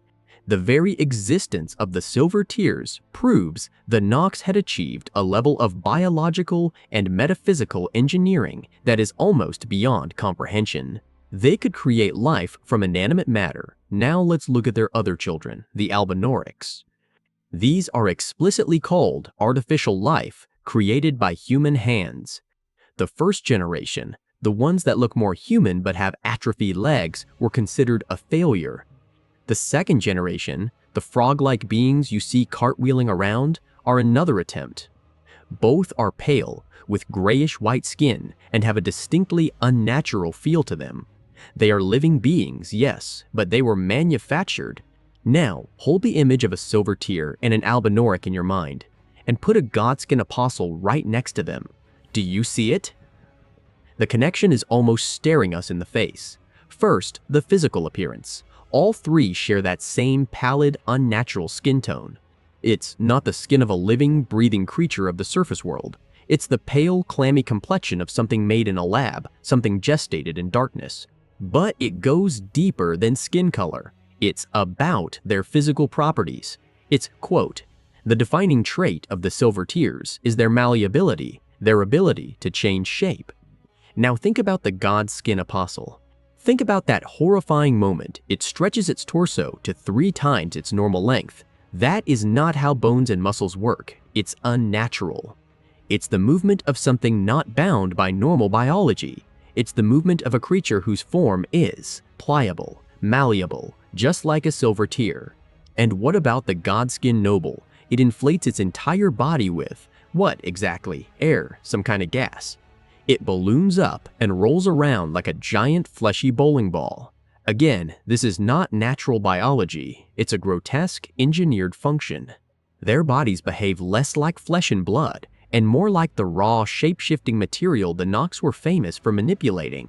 It's as if the Nox took the concept of their silver tears and tried to give it a more stable, humanoid, and weaponizable form.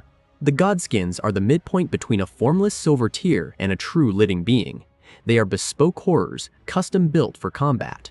This connects all the dots.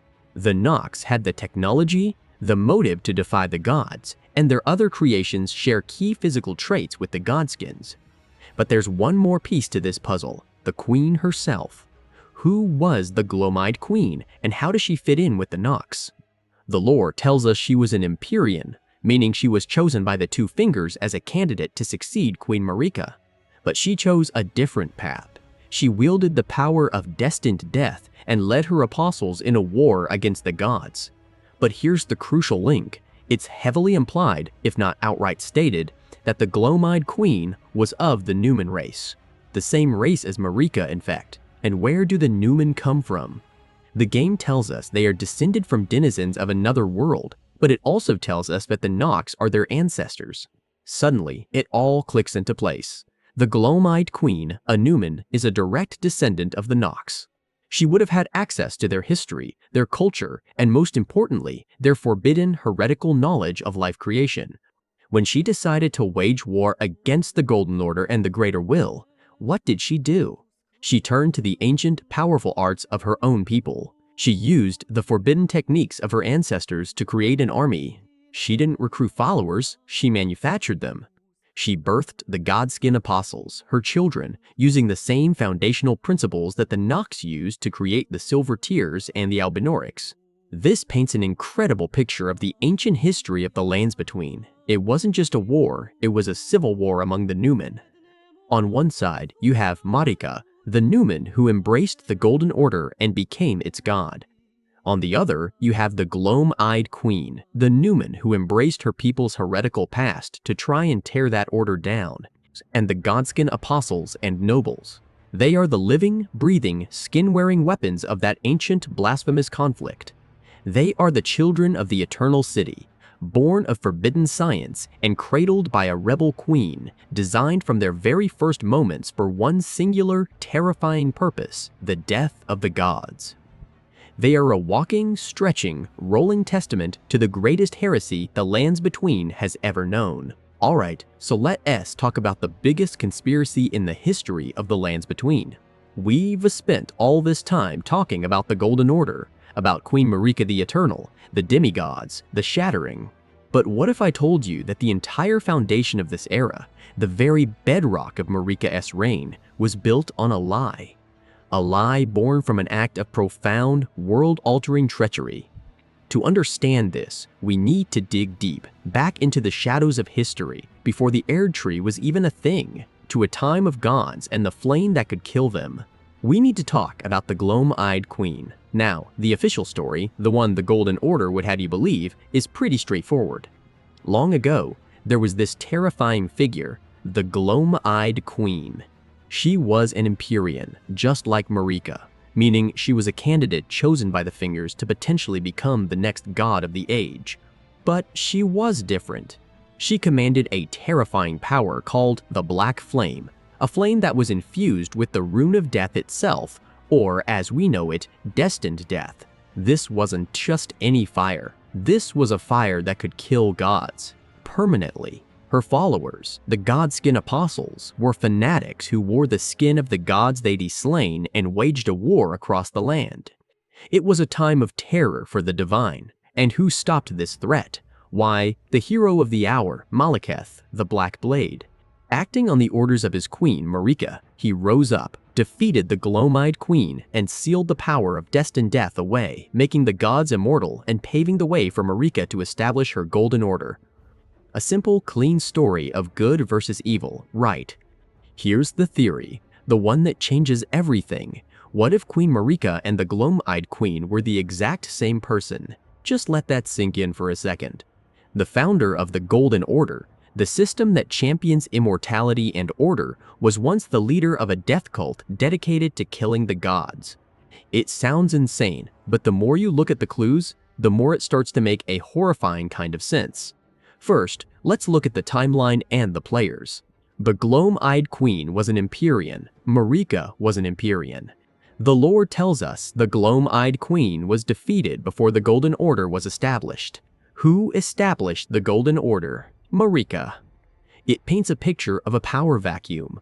One Empyrean, the wielder of death, is taken off the board, and another Empyrean, the wielder of life and order, immediately takes her place. It's a little too neat, isn't it? Almost like one had to be destroyed for the other to be born. Or, what if it was a transformation, a rebranding, a hostile takeover from within the same body? This is where we have to re-examine Malekith. He's one of the most tragic figures in this entire story. The lore is very clear. He is Marika's shadow-bound beast. In fact, he's not just her shadow. The game implies he's her half-brother. They are deeply, fundamentally connected. His loyalty to her was absolute, unquestionable. He was her sworn protector. So, the story goes that Marika ordered her most loyal companion, her own brother, to go and defeat this terrifying Queen of Death, and he did it. He fought her, he won, and he took her power, the Rune of Death, and sealed it within his own body, becoming its eternal jailer. From that moment on, he was no longer just Malekith. He was the Black Blade, the vessel of destined death. But now, let us apply our theory. If Marika was the Gloam-Eyed Queen, what does this story become? It's no longer a tale of a loyal shadow vanquishing his queen's enemy. It becomes a story of a queen ordering her own shadow to attack her, to defeat her past self, to rip out the very source of her old power and lock it away forever. Can you even imagine the psychological horror of that? She looked at her most loyal, loving protector and commanded him to destroy a fundamental part of who she was, and he, in his perfect loyalty, obeyed. He raised his blade against the very person he was sworn to protect because she told him to. The tragedy of Malekith deepens from being a failed guard to being the instrument of his own queen's self-mutilation. Now, you might be thinking, that's a stretch. Why would a shadow turn on their own Empyrean? Well, the game gives us a perfect, heartbreaking example of this exact mechanic. Think about Ranni and Blade. Blade is Ranni's shadow, her half-brother, just as Malekith is to Marika. He adores her. His loyalty is his entire identity. He would die for her in a second. But what happens if you follow their questline? The blacksmith Iji, their loyal retainer, gives you a chilling warning.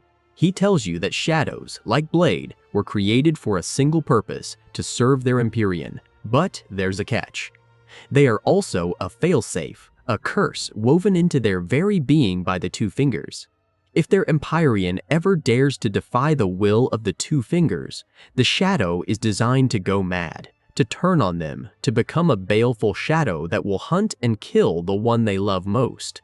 It's the ultimate leash. we see this play out. As Ranni succeeds in her plan to defy the greater will, to kill her own two fingers, Blade ES mind breaks. Despite his love for her, despite his loyalty, the curse takes over. You find him at the end, surrounded by the bodies of Black Knife assassins he killed to protect her, his mind completely shattered, and he attacks you on sight, seeing you as a threat to her. He fought the curse until his very last breath, but in the end, it was his nature. A shadow must enforce the will of the fingers, even if it means destroying their master. Now, let S apply that same logic back to Marika and Maliketh. What if Marika, as the gloam-eyed queen, was the original rebel? Wielding destined death, she represented a world that the greater will could not accept, a world where its gods and its order were not eternal. Her entire existence was a defiance of the golden order that was yet to come. So, the greater will, or its two fingers, needed to neutralize her. But instead of simply destroying her, they co-opted her. They chose her to be their god, but on one condition: she had to abandon her old ways. She had to give up the black flame. She had to get rid of destined death. And to ensure this happened, they used the failsafe they had built into her own shadow. They turned Maliketh, her loyal brother, into the weapon that would force her into compliance. He wasn't just defeating an enemy, he was fulfilling his cursed destiny, putting down the Empyrean who was defying the plan of the gods. The proof, the absolute gut punch that ties this all together, comes from Maliketh's own remembrance. When you defeat him, you get this item, a memory of his soul, and what does it say? The text is so cold, so tragic, it's unforgettable. It reads, Marika's sole need of her shadow was a vessel to lock away destined death, but even then, she betrayed him. Let S break that down, because every word is dripping with tragedy. Marika's sole need of her shadow. Not her trusted confidant, not her beloved brother, not her fiercest protector. Her sole need. It reduces their entire relationship, their entire history, to a single, cold, utilitarian function. He was a tool, a box, a prison cell. That's all he was to her in the end. And what was he a vessel for? To lock away destined death. It confirms his purpose was to become a living prison for this immense power. But it's that last line. But even then, she betrayed him. How? How did she betray him? The obvious answer is the Shattering. She broke the Elden Ring, which led to the rune of death being stolen from him, a failure that has driven him mad with grief and shame for an entire age. When you find him in Farum Azula, he is starving himself, desperately trying to keep the last fragments of death contained. But what if the betrayal was much older and much deeper than that? What if the betrayal was the very act of making him seal death in the first place? She used his perfect, unconditional love and loyalty to force him to mutilate her, to lock away her true self. She then banished him to the crumbling ruins of Farum Azula at the edge of time to stand guard over this prison for eternity, while she went on to build a shining new kingdom on the ashes of their shared past. He was left to rot with the memory of what he had been forced to do, a constant, living reminder of her old power, hidden away where no one could ever find him. That is a betrayal that cuts far deeper than any stolen rune. This paints a completely different portrait of Queen Marika. She wasn't born a goddess of the Golden Order. She was likely a powerful queen of a rival faith, a death-worshipping culture from the snowy mountaintops of the Giants, a Numen woman who became the gloam-eyed queen. The greater will, this cosmic outer god, saw her power and potential. It didn't want an enemy, it wanted a puppet. It offered her ultimate godhood, a chance to rule everything, but at a terrible price. She had to renounce everything she was. She had to betray her followers, the Godskin apostles. She had to abandon her god-slaying black flame. And she had to perform the ultimate act of self-betrayal by having her own power sealed away. She was forced into godhood. She accepted the greater will's bargain, and in doing so, she became its prisoner just as much as Maliketh became a prisoner of destined death. Her entire reign as the eternal queen of the Golden Order was a performance, a role she was forced to play, and for an age, she played it. But the embers of that old rebellion, the spirit of the gloam-eyed queen, never truly died. They festered, and eventually, after ages of being a golden puppet, she finally snapped. The shattering of the Elden Ring wasn't just a moment of grief over Godwyn's death, it was the culmination of an ancient grudge. It was Marika, the gloam-eyed queen, finally re-emerging to tear down the gilded cage she had been forced to build. It was her attempt to undo her original, ancient treachery. Alright, so let us talk about something that has been hiding in plain sight this whole time. A connection so deep and so ancient that it rewrites a lot of what we thought we knew about the enemies of the Golden Order. We need to talk about serpents, and more specifically, we need to talk about the Godskins and their queen. You've fought them, right. The Godskin Apostle, all lanky and stretchy, and the Godskin Noble, that big bloated guy who rolls around like a deadly bowling ball. They re-creepy. Their music is incredible, and their whole deal is wearing the literal skin of gods they've killed. But have you ever stopped to really look at them, especially the Noble? When he puffs himself up and starts rolling, it's easy to just see him as this weird inflated enemy. But that's not just fat, think about it. What does he look like? He looks like a serpent that has just swallowed its prey whole. That distended, unnatural shape is classic mythological imagery for a great python or an anaconda after a massive meal. Their very physiology screams serpentine. This isn't just a visual quirk, it's woven into their being. Their ability to stretch and contort their bodies, especially the Apostle, feels unnatural, almost boneless, like a snake. And remember, they all about shedding. They wear the skin of others, a constant cycle of death and rebirth, which is a core theme associated with serpents shedding their skin. This is our first clue. The connection between the Godskins and serpents isn't just superficial, it's esoteric, it's symbolic, and it points to a much deeper truth about who they and their mysterious gloam-eyed queen really were. Now, let's get more direct. The Godskin Noble doesn't just look like a serpent, he literally has a tail. During his heavy thrusting attack, if you're paying attention, you can see this thick, fleshy reptilian tail whip out from under his robes. It's part of him. This isn't an accessory, it's a biological feature. So we have a servant of the gloam-eyed queen who is, for all intents and purposes, part serpent. And what else do they have? They have fire. Not just any fire, but the black flame. A fire capable of killing gods. Where else in the lands between do we find a major faction with strong serpentine themes and powerful, blasphemous fire magic? That's right, Volcano Manor. And who do you find guarding the path to Rykard, Lord of Blasphemy? A Godskin Noble. This is not a coincidence. This is a massive, flashing neon sign pointing us to a hidden alliance. Rykard, who gave himself to be devoured by the Great Serpent, has a godskin as one of his most powerful guardians.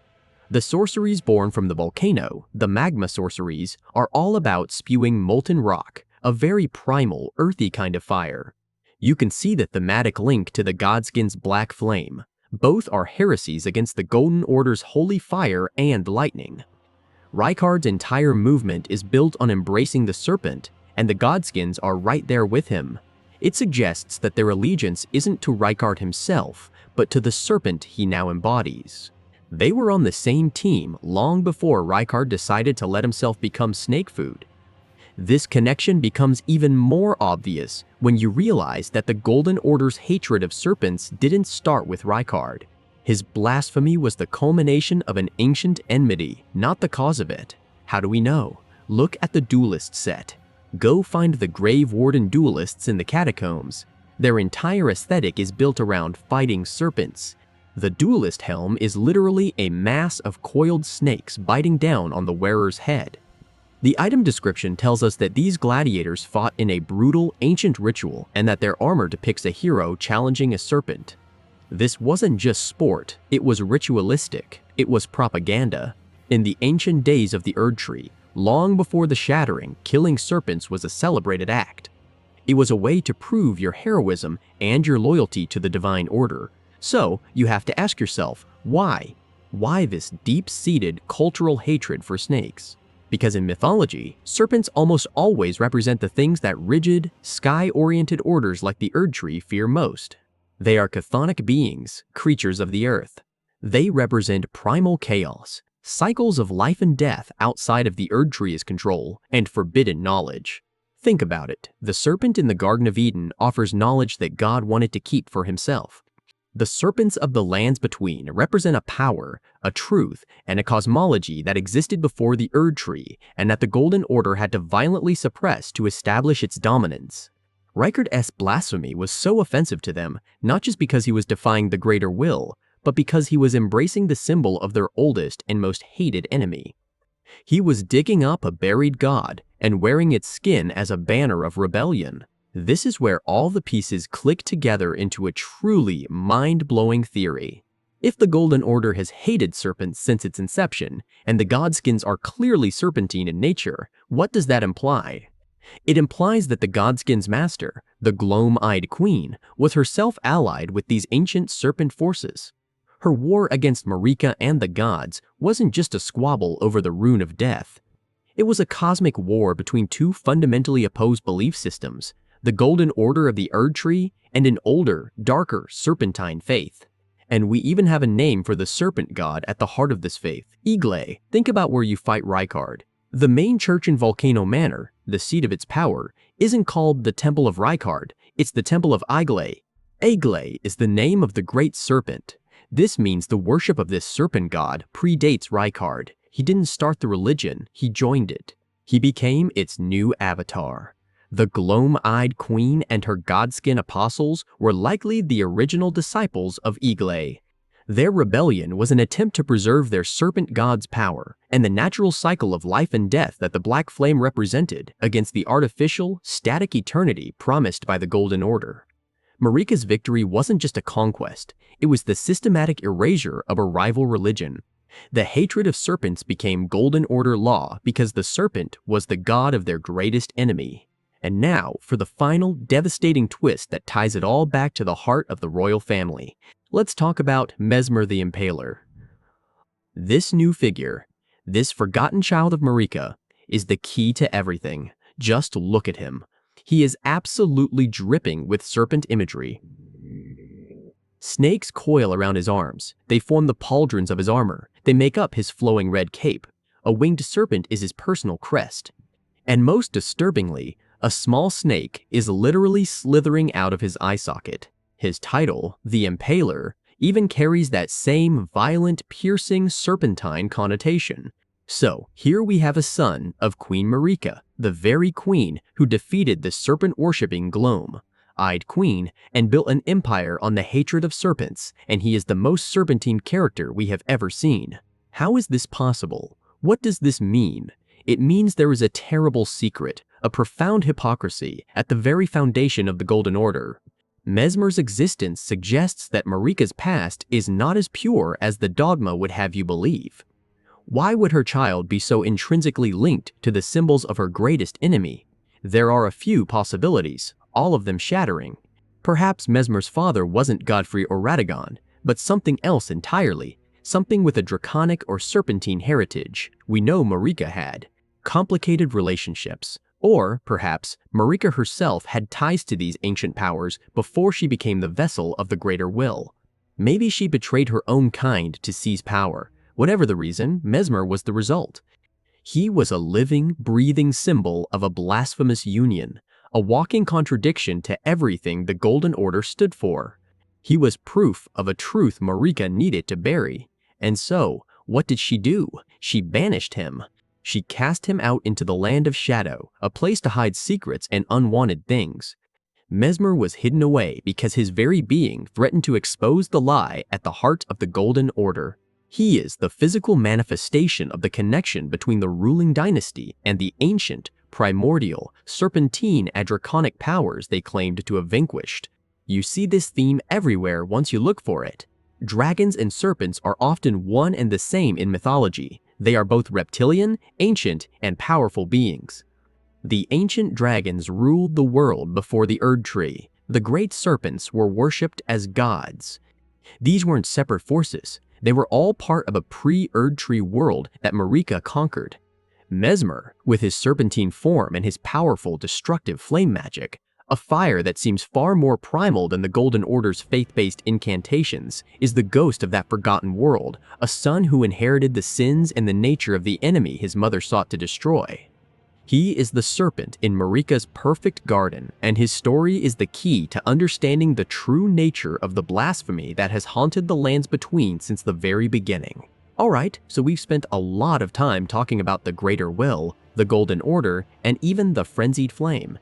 These massive cosmic forces vying for control over the lands between. But there's another power, one that's just as ancient and arguably even more terrifying, bubbling up from beneath the surface of the world. It's a force of decay, of consumption, of a truly alien form of life. Today, let us talk about the Scarlet Rot.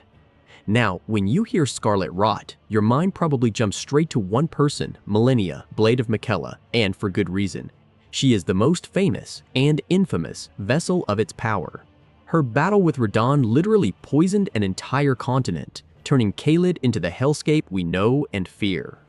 It's easy to look at her and think she's the source, that this is her curse alone. But that's not the whole story, not even close.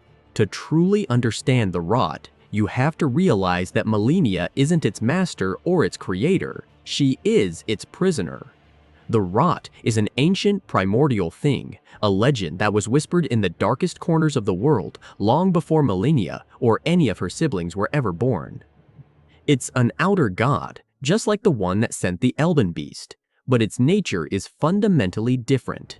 It doesn't seek order, it seeks to unravel it. To find the heart of this ancient power, you have to go on a journey. A journey deep, deep underground, far below the golden rays of the Erd Tree. You have to descend through the eternal cities of the Nox, past the strange, starry abyss where Astal once lurked, and go even deeper. Down there, in the suffocating darkness, you'll find it. A vast underground cavern filled with a sight so horrifying it almost breaks your mind. A literal lake of pure, liquid rot. This is the Lake of Rot. Let us be clear about what this place is. The game itself tells us this lake is the divine essence of an outer god. Think about that for a second. This isn't just a poisoned swamp or a cursed bog. It is the physical, liquid manifestation of a god's being, sealed away in the bowels of the earth. Imagine standing on the shore.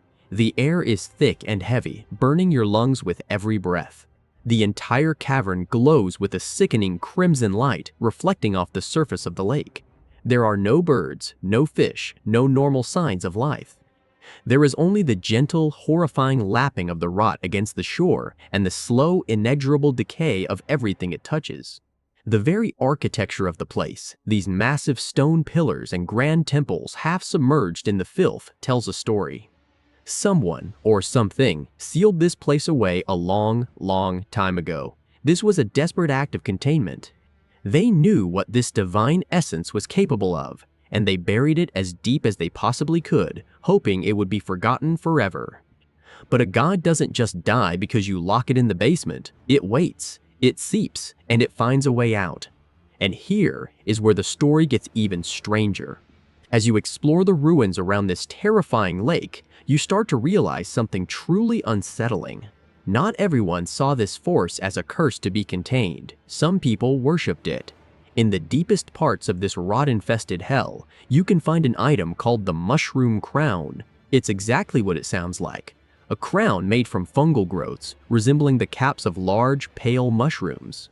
And its description gives us a chilling glimpse into a forgotten past. It says, and I quote, "Long ago, great lords served the Scarlet Rot. Perhaps such fungal bodies served as their crowns." Let that sink in. Great lords served the Scarlet Rot. This wasn't some backwater cult of outcasts. These were lords, nobles, rulers of a civilization so ancient it predates almost everything we know. And what was their symbol of power? A fungal growth, a physical manifestation of the rot, worn as a crown. Can you even imagine what that society must have been like? A place where infection wasn't a disease to be cured, but a sign of divine favor. Where the most powerful individuals were likely the most corrupted, their bodies host to the blooming, flowering forms of their god. They didn't fear decay, they revered it. They saw beauty in the rot's consumption, holiness in its fungal blossoms. They built these grand temples not to ward off the rot, but to honor it, to be closer to their god's divine essence. This completely flips our understanding of the rot on its head. It's not just a mindless plague, it's a religion, an ancient, cosmic horror religion built around principles that are totally alien to our own. This belief system, this worship of decay, didn't completely die out with that ancient civilization. It evolved, it festered, and it gave birth to what we might call the Order of Rot.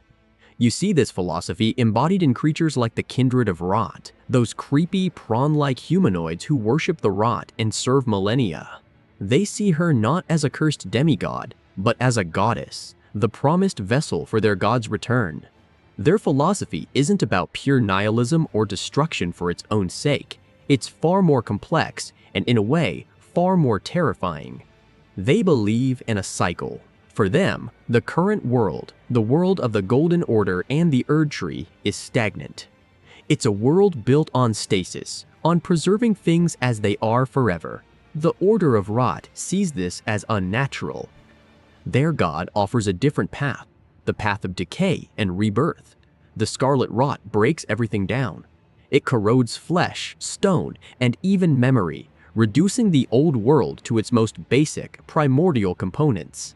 It is the ultimate agent of entropy. But to its followers, this isn't an end. It's a purification. It's the necessary, painful step of clearing the slate. And from that rot-tilled soil, a new world, a new form of life will bloom. A world of fungus, of insects, of beings perfectly adapted to the rot's embrace. It is a cycle of death and rebirth, but on a cosmic, horrifying scale. They aren't just trying to kill the world, they're trying to compost it, to turn it into fertilizer for a new, alien garden. And with millennia's bloom, they believe the age of their god is finally at hand. Alright, let's talk about one of the most fascinating and, honestly, horrifying backstories in the entire game.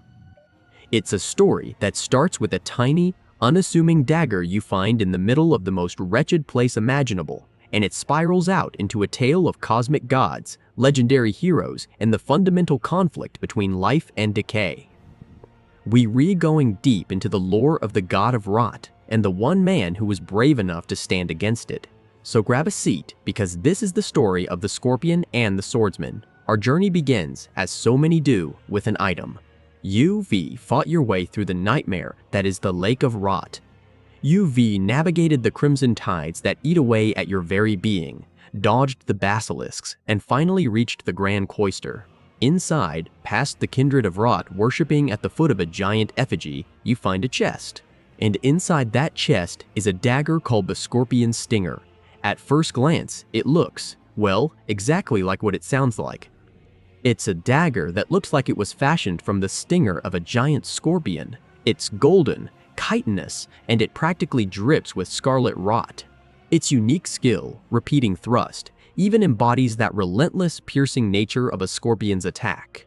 But as always, the real story is in the description, and this is where our minds are about to be blown. The description reads, "Dagger fashioned from a great scorpion's tail, glistening with Scarlet Rot. A ceremonial tool used by heretics of the Rot, crafted from the relic of a sealed outer god." Let's just stop and break that down, because every single word there is loaded with meaning. First, dagger fashioned from a great scorpion's tail. This isn't just a dagger shaped like a scorpion's tail, it's made from one. This implies that there was, at some point, a scorpion so massive, so significant, that its stinger could be turned into a legendary weapon. But it gets so much bigger than that. The next line tells us this isn't just any big bug. It was crafted from the relic of a sealed outer god. This is it. This is the physical manifestation, the big reveal of what the God of Rot actually is. We've seen its influence everywhere. We've seen the festering lands of Caelid, the rot-eaten knights, the mushroom-headed servants, and of course, Melaine, the Blade of Miquella, who is its most famous vessel. We thought of rot as this abstract force, this sickness, this creeping decay, but it's not. It was a creature, a tangible, physical being. The God of Rot was, or is, a great scorpion. Think about that for a second.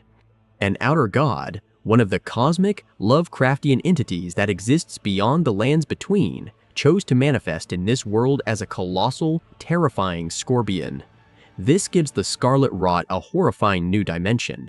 It's not just a disease, it's the bodily fluid, the very essence of a cosmic arachnid. Every swamp, every afflicted creature, is a sign of this god's physical presence bleeding into the world. The Lake of Rot isn't just a lake of disease, it's quite possibly the collected ichor or blood of this sealed entity. The heretics of the Rot, like the kindred we see in the Grand Cloister, aren't just worshipping a concept. They're worshipping the physical remnant of their deity, using a literal piece of its body as a ceremonial tool. It's incredibly gruesome and deeply mythological. But the description gives us another crucial clue: sealed. The god wasn't killed. It was imprisoned, locked away. This is so important. It explains why the Rot is still such a potent force in the world. It's not a lingering echo of a dead god. It's the ever-present influence of a captive one, constantly trying to break free, its power seeping through the cracks of its prison. And if a god of this magnitude was sealed away, that begs the question: who could possibly have the power to do that? Who could stand against a literal outer god and imprison it? This is where our hero enters the stage. The man who accomplished this impossible feat was a legend known only as the Blind Swordsman. His story is pieced together from a few key items, primarily the prosthesis, wearer's heirloom, and the blue dancer charm. He was a warrior from a nomadic tribe from the land of reeds, a place known for its skilled sword fighters. But he had a defining characteristic: he was blind. This is a classic trope for a reason. It signifies a warrior who has transcended the physical senses, one who fights with instinct, with spirit, with a connection to the world that we can't even comprehend. He didn't need eyes to see the true nature of his enemy, but he didn't fight alone. The legends say he was favored by a fairy, a spirit known as the Blue Dancer. Now, who was this Blue Dancer? The charms associated with her connect her to water. The Blue Dancer charm says she was a fairy who, in legend, bestowed a flowing sword upon a blind swordsman. The imagery is all about cloth fluttering like flowing water. It's highly likely she was a river spirit or a spirit of clean, flowing water. And this is the absolute key to understanding how the swordsman won. Let us think about the elemental conflict here. What is rot? It is stagnation. It is decay. It is the cessation of movement and life, where things fester and break down into a homogeneous, toxic sludge. It thrives in still, swampy places. Now, what is the perfect, natural antithesis to stagnation? Flow. A constantly moving river cleanses itself.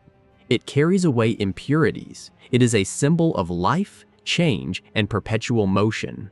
The Blue Dancer, this spirit of water, gave the blind swordsman a weapon that embodied this concept: a flowing, curved sword. His fighting style, which we can infer from this, wasn't about brute strength. It was a dance. A constant, whirling, fluid motion that mimicked the flow of a river. He would have been a whirlwind of steel, never stopping, never letting the rot get a purchase on him. He was literally fighting stagnation with flow. It's such a beautiful and powerful piece of mythological storytelling. He was the living embodiment of water's power to cleanse decay. And with this power, he did the impossible. The prosthesis wearer's heirloom tells the story in a single, epic sentence that sends shivers down your spine. It says, "Blade in hand, the swordsman sealed away an ancient god, a god that was rot itself." Can you just imagine that battle? A blind warrior, his senses alive to the world in a way we can't understand, dancing with a blade of pure motion. His enemy, a colossal scorpion god, the embodiment of decay, its very presence turning the land around it into a festering wound. It must have been a conflict on a scale we can barely imagine. He couldn't kill it. How do you kill a concept like decay? But he could contain it. He forced it back, deep into the earth, and sealed it away, creating a prison from which its influence could only leak. The very Lake of Rot where we find the scorpion's stinger is almost certainly the site of, or right on top of, that prison. He saved the lands between from being completely consumed. But the story doesn't end there. In a twist of cruel, tragic irony, this legendary hero, the man who sealed the god of Rot, would go on to become the mentor to the one person who would become its greatest champion, Melaine. Yes, the blind swordsman was Melainia's teacher. After he sealed the god, he encountered the young Empyrean who was born cursed by that very same deity. He saw in her a fellow warrior fighting a desperate battle against an inner corruption. He recognized that the Rot's stagnation was her greatest enemy, and so he taught her his ways. He taught her the dance. He taught her how to resist the Rot's hold by embracing constant, fluid motion. That iconic, terrifying attack she uses, the waterfowl dance. That is his legacy. It is the technique of the blind swordsman, the dance of the flowing river, passed down to his student. She uses his art, the very art that sealed the god, to keep that same god's influence at bay within her own body. Every time she performs that deadly flurry of slashes, she is channeling the spirit of her master and his fight against stagnation. It recontextualizes her entire character. She isn't just a monster of the Rot. She is the tragic student of the greatest hero who ever fought it, locked in a battle she is destined to lose, using his own moves as her last line of defense. So, from a single dagger found in a toxic lake, we've unraveled an entire mythology. We've discovered the true, horrifying form of the god of Rot. We've learned of the legendary blind swordsman and his fairy companion, and we've uncovered the tragic connection that binds him to his student, Melaine. It is a story of heroism in the face of impossible odds, of the eternal conflict between motion and stagnation, and of a legacy that is both a blessing and a curse. The god remains sealed, for now. But its influence is strong, and its champion, Melaine, showed us in Caelid what happens when even a fraction of its power is unleashed. It makes you wonder, doesn't it? The swordsman's seal is ancient. What happens on the day it finally breaks? Alright, so we've talked a lot about the golden lineage, this sprawling, complicated family tree of demigods. We've seen children born of conquest, children born of political unions, and children who were merely adopted into the fold. But now, we have to talk about the last children born to Queen Marika. And let me tell you, their story is perhaps the strangest and most tragic of them all. We're talking about the twins, Miquella the Unalloyed and Melaine, Blade of Miquella. To understand them, you have to throw out everything you think you know about how lineage works. Their birth wasn't just a royal event, it was a miracle, a paradox made flesh. Because, you see, they were born from the union of Radagon and Marika. And if you've been paying attention, you know the earth-shattering secret we uncovered. Radagon is Marika. They are two halves of the same being, one soul in two bodies that eventually merged back into one. So, what happens when a god has children with themselves? You get something entirely new, something both divine and deeply, fundamentally flawed. This is the core of their identity. The game itself spells it out for us, and it's a line that holds so much weight. Miquella and Melaine are both the children of a single god.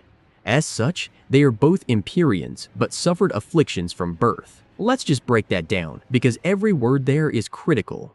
Children of a single god. This sets them apart from everyone. Godwyn, Morgott, Moeg, Radon, Rykard, Rani, all of them had two distinct parents.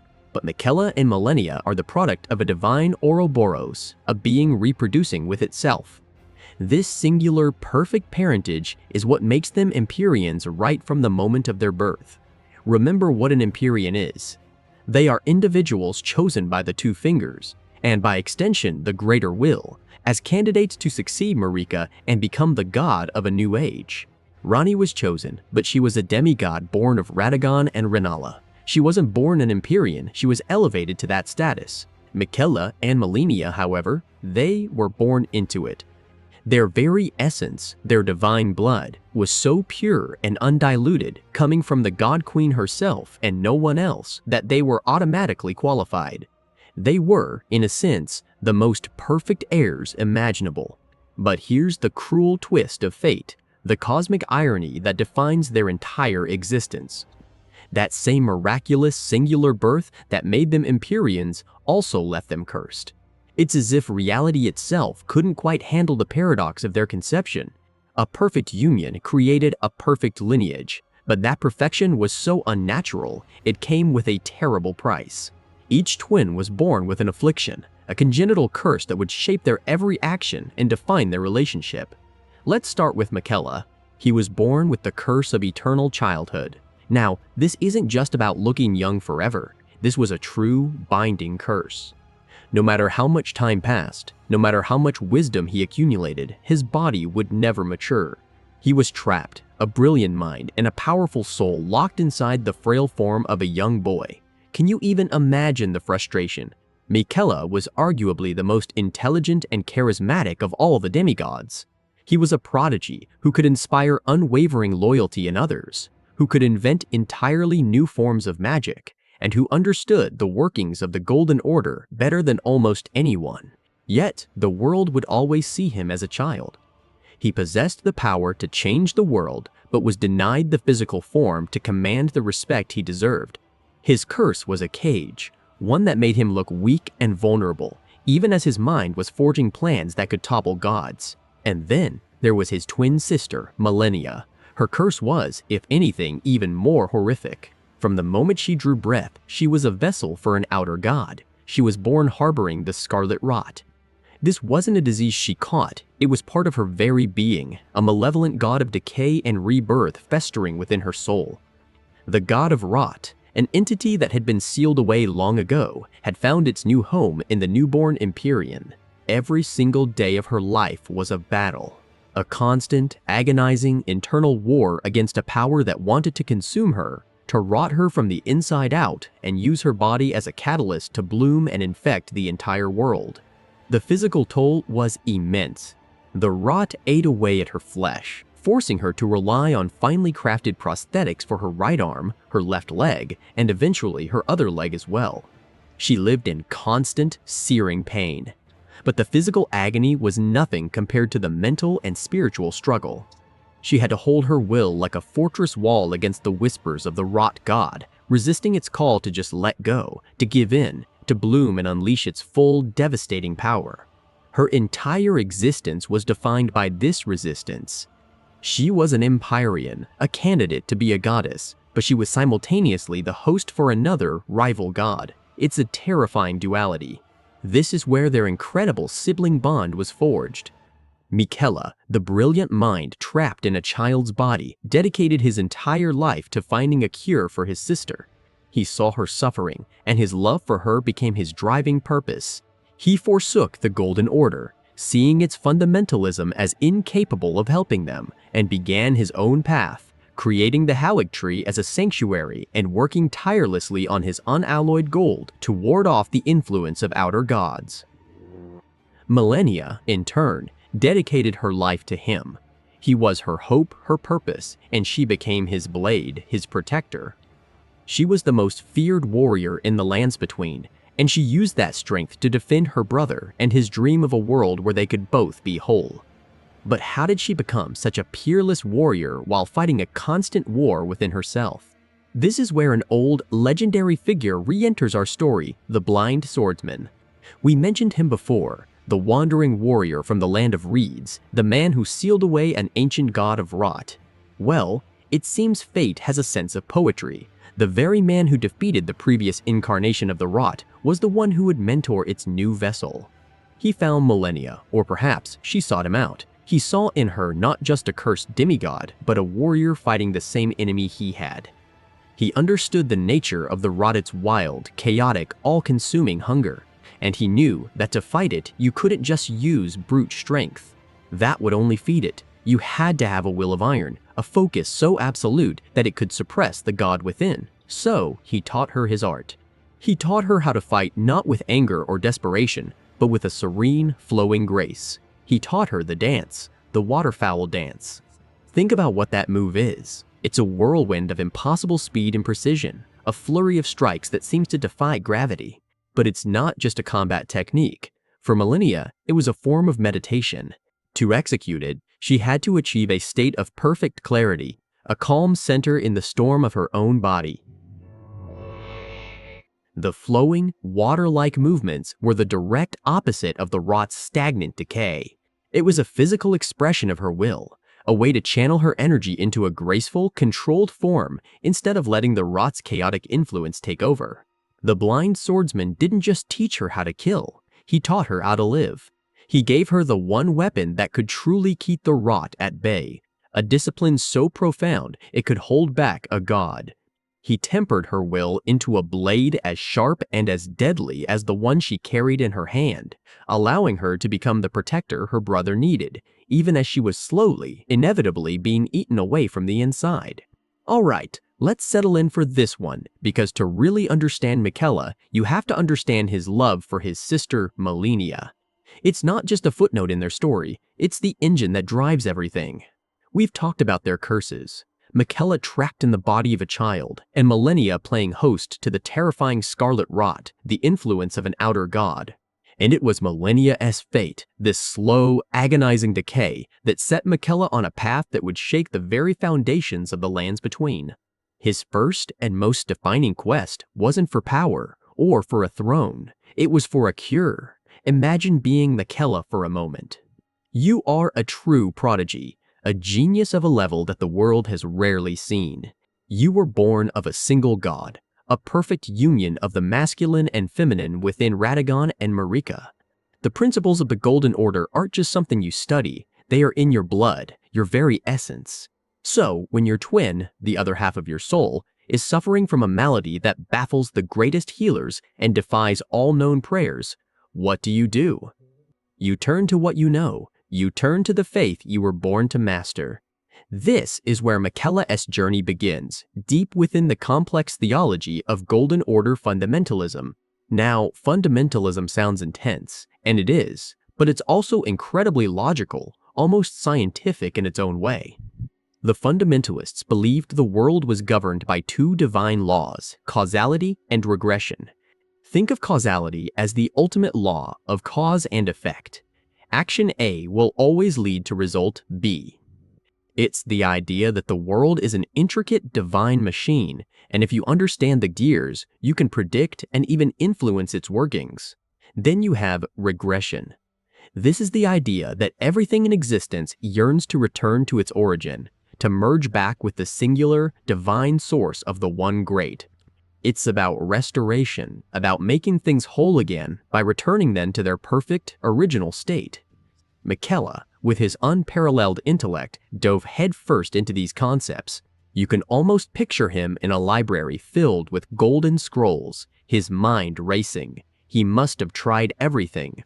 He would have used incantations of regression, powerful spells designed to force an impurity back to its source, hoping to push the rot out of Melania's body and back to whatever void it crawled from. He would have meticulously studied the law of causality, trying to trace the rot back to its initial cause, believing that if he could just understand the why, he could reverse the what. He was trying to apply the perfect, ordered logic of his faith to a problem of pure, unadulterated chaos, and it failed, utterly and completely. This must have been a shattering moment for him. Every prayer, every incantation, every theorem he devised based on the Golden Order. It was like throwing stones at a tidal wave. The rot didn't care about causality. It didn't obey the law of regression. Why? Because the Scarlet Rot wasn't part of the Golden Order's system. It wasn't a natural disease or a standard curse that followed the rules of this world. It was the direct influence of an outer god, an entity with its own will, its own power, and its own rules that existed completely outside the jurisdiction of the Erdtree and the Greater Will, Dio's side. This is the critical turning point for Miquella. His faith, the bedrock of his entire existence, was powerless. The Golden Order, for all its majesty and power, had a blind spot. It could govern its own domain, but it had no defense against an invader from beyond. It was here, in this moment of desperate failure, that Miquella's brilliant mind made a terrifying and heretical leap. If the existing god couldn't help, he would have to find a way to operate outside of that god's power. He had to abandon the very system he was born from. So, he began a new line of research, one that turned its back on pure faith and embraced something closer to alchemy, to a divine science. He needed to create something that wasn't just a part of the Golden Order, but a bulwark against anything outside of it.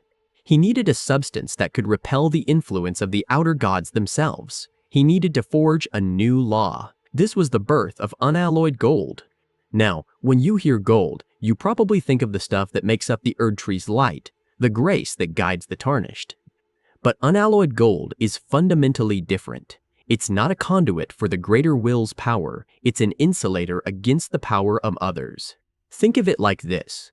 The gods of this world are like powerful radio stations, constantly broadcasting their influence. Unalloyed gold is a perfect shield, a Faraday cage for the soul that blocks all unwanted signals. Its very nature is to create a space of purity, a zone where the meddling will of an outer god simply cannot penetrate. The creation of this material was Miquella's masterpiece, the result of countless experiments and a depth of understanding that no one else possessed. He was forging a concept into reality, a metal that embodied the idea of self-determination, of resistance. And once he had perfected it, he immediately set to work applying it to his one true purpose, saving millennia. First came the prosthetics. The Rot was relentless, consuming millennia's S-limbs, her right arm, her left leg, and eventually her other leg as well. For a warrior as proud and skilled as Millennia, the blade of Miquella, this was not just a physical loss, but a psychological torment. Miquella, with painstaking care, crafted new limbs for her.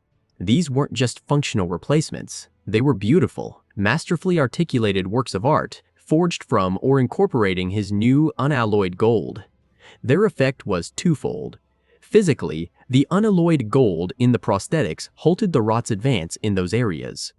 It created a clean boundary, a dam against the Scarlet Tide. But more importantly, it gave Millennia back her power. She could stand tall again. She could wield her sword again. It allowed her to preserve her identity as a peerless warrior, to maintain the pride and sense of self that the Rot sought to dissolve into mindless decay. These limbs were a declaration of defiance, a symbol that she would not be broken. But the prosthetics were a localized solution, a way to manage the symptoms. Miquella knew he needed something more, something that could protect Millennia's very core, her will, her mind, her soul. And so, he crafted his most potent creation, the unalloyed gold needle. This needle was the culmination of all his work. It was small, delicate, and immeasurably powerful. It wasn't a cure that would magically erase the Rot from her body. The outer god's influence was too deeply embedded for that. Instead, the needle was a suppressor. It was a firewall for the soul. When embedded in Millennia's body, the needle radiated the insulating property of unalloyed gold throughout her entire being. It held the will of the Rot god at bay, preventing it from consuming her consciousness. You see, the greatest danger of the Scarlet Rot wasn't just the physical decay. It was the flowering, the moment when the host loses their sense of self completely and becomes a true vessel for the god, a Scarlet Aeonia. This is what happened to General Radahn's entire army, and it's the fate Millennia was constantly fighting against. The unalloyed gold needle was what allowed her to win that fight. It preserved her identity, her memories, her love for her brother. It allowed her to remain Millennia, blade of Miquella, rather than becoming a mere puppet of a terrifying alien deity. Every step of this incredible journey, from the rejection of his native faith to the invention of a new divine science, was fueled by a fierce, unconditional brotherly love. Miquella was willing to be branded a heretic, to turn his back on the Golden Order, to challenge the very nature of reality, all to give his sister a fighting chance. He didn't just give her prosthetics, he gave her back her pride. He didn't just give her a needle, he gave her back herself. This path of unalloyed gold was his promise to her, that she would never be alone in her fight, and that he would move heaven and earth to keep her whole. Alright, so let's talk about the demigods. We've seen a lot of them, haven't we?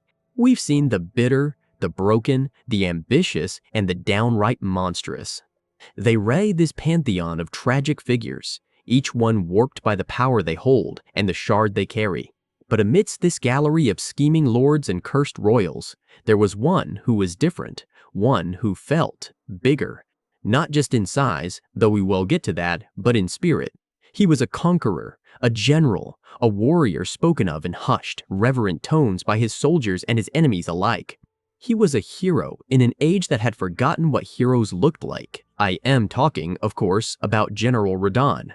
To really understand this absolute titan of a man, you have to start with his blood. His lineage is maybe one of the most fascinating and potent in all the lands between. His mother was none other than Rennala, Queen of the Full Moon, the last monarch of the Carian royal family. From her, Radon inherited the legacy of the stars, the cold, distant power of glintstone sorcery, and the magic of the full moon. Think about what that means.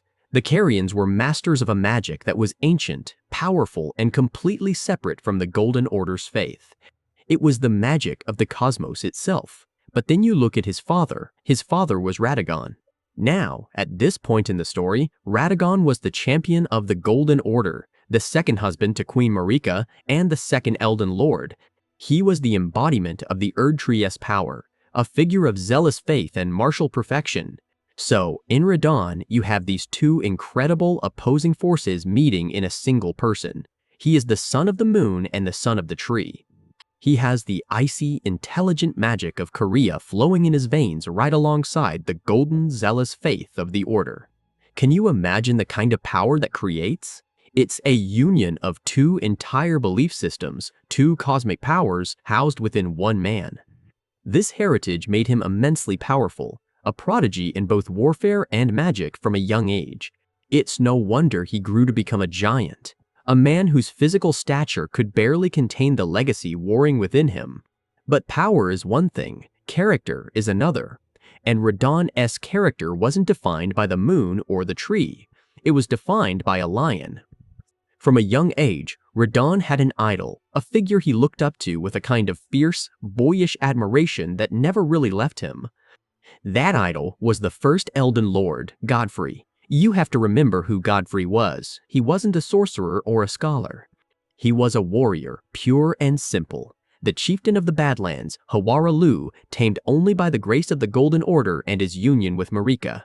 He was raw, untamed strength, a symbol of a glorious, savage age of conquest. Godfrey was the lion of the battlefield, and his symbol was the golden lion, Serosh, the lord of beasts, who rode upon his back to quell his insatiable bloodlust. Radon saw this and was completely captivated. He didn't want to be a Carian sorcerer king or a Golden Order fundamentalist. He wanted to be Godfrey. He wanted that strength, that presence, that uncomplicated, heroic ideal of a warrior who led from the front and commanded absolute loyalty through sheer charisma and power. And so, he modeled his entire life after this ideal. He became a lion himself. Look at him. Look at his armor, that massive golden suit, burnished and proud. And what's that on his helmet? A crest of bristling, wild red hair, styled to look exactly like a lion's mane. It wasn't just a fashion statement, it was a declaration. I am the heir to Godfrey's spirit. He took the lion as his personal sigil. His soldiers, the Redmane Knights, all bore the lion emblem on their armor and shields.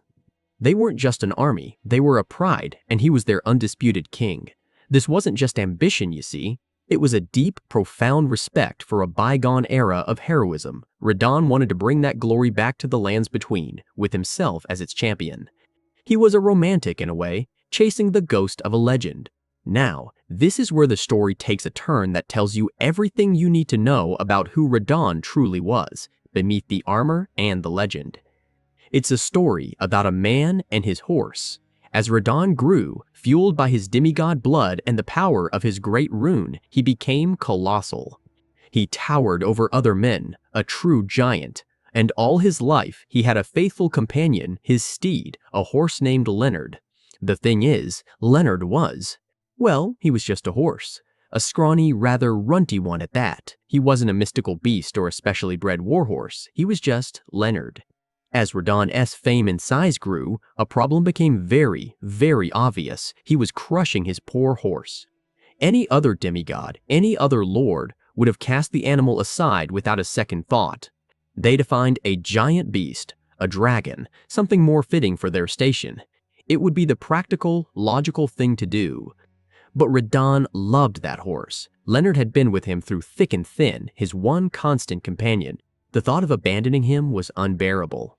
This giant of a man, this fearsome general who could shatter armies, had a heart full of loyalty for his scrawny little horse. So what did he do? He refused to give up on Leonard. Instead, he decided to bend the laws of reality itself to solve the problem. He traveled to a place of powerful and forbidden magic, Celia, the town of sorcery, in the heart of his future domain, Caelid. The sorcerers of Celia were masters of a very particular kind of magic, one that dealt with the primeval current, the stars, and the forces that hold the cosmos together. They were masters of gravitational magic. Radahn went there with a single, heartfelt purpose. He wasn't seeking power to conquer his enemies or to become a god. He went to Celia to learn how to manipulate gravity so that he could make himself lighter. He mastered the forces that hold planets in their orbits. He learned to command the pull of the stars, all so he could lift his own immense weight off the back of his beloved horse and continue to ride his old friend into battle. Think about that for a second. The man who would later be known as the Starscourge, who famously conquered the stars themselves, first learned that power out of love for an animal. That single act tells you more about his capacity for loyalty and honor than any victory on the battlefield ever could. It's the soul of the man. Heroism isn't always about grand conquests. Sometimes it's about refusing to abandon a friend, no matter how small. This incredible sense of honor and loyalty naturally drew other great warriors to his side. Chief among them was a man known as Witch Hunter Jaren. Jaren wasn't a Redmane knight, not originally. He was a guest commander, invited to serve alongside Radahn from another land. This wasn't the relationship of a lord and his vassal. It was a bond between equals, two seasoned warriors who recognized the honor in one another. Jaren was a pragmatist, a showman, and a fierce warrior. But above all, he respected strength of character. And in Radahn, he found a general worth dying for. Their bond was legendary. They fought side by side, planned strategies together, and shared a mutual, unspoken respect. Jaren wasn't just loyal to the demigod, he was loyal to the man. He saw that same heroic spirit that Radahn tried so hard to emulate. He saw the love for Leonard, he saw the way Radahn treated his men, and he dedicated himself completely to the general's cause. This bond was so strong, so profound, that it would outlast Radahn himself. It was Jaren who, long after Radahn had fallen to a fate worse than death, would organize the Radahn Festival. Not a funeral, not a wake, but a festival of combat. A glorious, honorable death for the greatest warrior he had ever known. That's the kind of loyalty Radahn inspired. He wasn't just a master, he was a brother in arms, a leader whose honor was as vast as his physical size, and a true lion on the battlefield. Alright, so we've talked about the demigods, these larger-than-life figures who are basically walking calamities.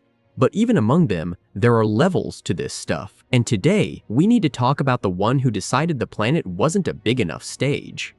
We need to talk about Starscourge Radahn, and trust me, he earned that name.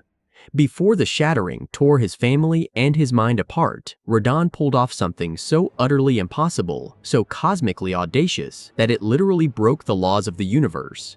So, let's set the scene. Who was Radahn before he was the maddened beast we find in the wastes of Caelid? He was the son of Radagon and Rennala. This means he had the divine blood of the golden lineage and the magical legacy of the Carian royals. He was a giant of a man, filled with this incredible admiration for his stepfather, the first Elden Lord, Godfrey. You can see it in his whole vibe, right? The lion motif on his armor, his raw, unyielding strength. He wanted to be a hero, a champion, just like the man he looked up to. But unlike Godfrey, who was all about pure physical might, Radahn had a secret weapon. He had a brilliant mind for sorcery, specifically a very, very weird and dangerous kind of sorcery. While his Carian siblings, like Ronnie and Rykard, were delving into glintstone and the magic of the moon, Radahn went a different route. He traveled to a town in his own lands of Caelid, a place called Celia, the town of sorcery, and there he found a teacher. But this wasn't some glintstone master in a pointy hat. No, Radahn learned from an alabaster lord. Now, we have to pause here because this is huge. Who are the alabaster lords? They aren't human. They're these ancient, stone-skinned beings who are said to have been born from a meteor that crashed into the lands between eons ago. They are beings of the void, of the cosmos itself. And the magic they command is gravity, not just making things float, you understand. We're talking about the fundamental force that holds the universe together. The power to bend space, to create crushing wells of force, to pull things from the sky. This is alien magic, something completely outside the Golden Order's neat little system. And Radon, this giant warrior who loved his tiny horse Leonard so much he learned gravity magic just so he could keep riding him without crushing him. He mastered it. He blended this cosmic, esoteric power with his immense physical strength, becoming something the world had never seen before. He wasn't just a warrior or a sorcerer, he was a living gravitational event. This brings us to the main event, the reason he's called the Starscourge. This is his defining moment, his greatest feat. It's called the Starscourge conflict, but that's a bit misleading. It wasn't a conflict against an army or another nation. Radon declared war on the sky itself. You see, the stars and the lands between aren't just pretty lights. They are living things. They have influence. They have will. And sometimes they fall. A meteor shower was heading directly for Celia, the very town where Radon had studied. This wasn't just a few shooting stars, this was an extinction-level event. A rain of cosmic fire and rock poised to wipe his people, his home, off the map. We don't know for sure what caused it. Was it a random cosmic event? Or was it something more sinister? Many believe this was an attack by the outer gods, maybe even a prelude to the arrival of a creature like Astal, natural born of the void. The stars were a pathway for these alien entities, and this meteor shower could have been them knocking on the door. So what does Radon do? Does he build a big shield? Does he try to evacuate the town? No. Radon walks out into the plains of Caelid, looks up at the falling heavens and says, no. This is where his mastery of gravity magic comes into play. Imagine the scene. The sky is tearing open, streaks of fire screaming towards the earth. The sorcerers of Celia are probably in a panic, their own magic useless against such an overwhelming cosmic assault. And then there's Radon. He plants his feet, summons all that power he learned from the Alabaster Lord, and unleashes it. But he doesn't just push the meteors back. He doesn't just create a force field. That would be too simple, too small for a man like Radon. He reached out with his will, with this impossible gravity magic, and he seized control of the falling stars. He grabbed them, halted their descent, and held them in place. But he didn't stop there. He kept pushing, extending his power further and further, beyond the atmosphere, out into the cold void of space. He didn't just stop the attack, he arrested the stars. He single-handedly slammed the brakes on the entire cosmic machine. The constellations froze in the sky. The movement of celestial bodies, the very engine of fate and destiny, ground to a halt because one man decided it should. Can you even comprehend that? The sheer, unbelievable arrogance and power required to look at the universe and command it to stop. And it worked. He saved Celia. The meteors hang there still, frozen in the sky above the eternal cities, a permanent monument to his victory. But the consequences of this act were absolutely massive, and they rippled across the entire world, benefiting one group in particular, the Golden Order. Let's think about what the Golden Order stands for. It's a religion, a science, and a political system all rolled into one, and its core belief is in a static, unchanging, perfect order under the grace of the Erd Tree. Anything that introduces change, chaos, or a different destiny is a threat. And what represents a different destiny more than the stars? The Carian royal family, Renala's line, read their fate in the stars. The astrologers and sorcerers looked to the heavens for guidance, for power, for a future that was not dictated by the Erd Tree. The stars represented an alternative path, a different truth. When Radon arrested the stars, he slammed that door shut. By freezing the cosmos, he effectively froze fate. He locked the world into its current state, preventing the stars from influencing events or guiding people towards a different future. He inadvertently, or perhaps knowingly, became the greatest champion of the Golden Order's philosophy. He used alien, void-based magic, the very kind of power the Golden Order would deem heretical to enforce their static worldview on a cosmic scale. This act had a profound impact on his half-sister, Ranni. Her entire destiny was written in the stars, guided by the dark moon. When Radon froze the sky, he put her fate on hold. Her plans, her rebellion against the Golden Order, everything was stuck in limbo. For her to proceed, the stars had to move again. And for the stars to move, Radon had to die. This is why, when we meet her, she is so focused on seeing him fall. It's not just personal. His very existence is a cosmic roadblock to her entire ambition.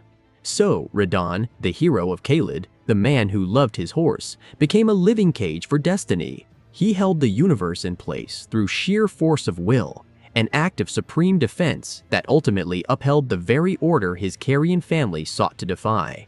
He wasn't just strong, he was a fundamental law of physics unto himself.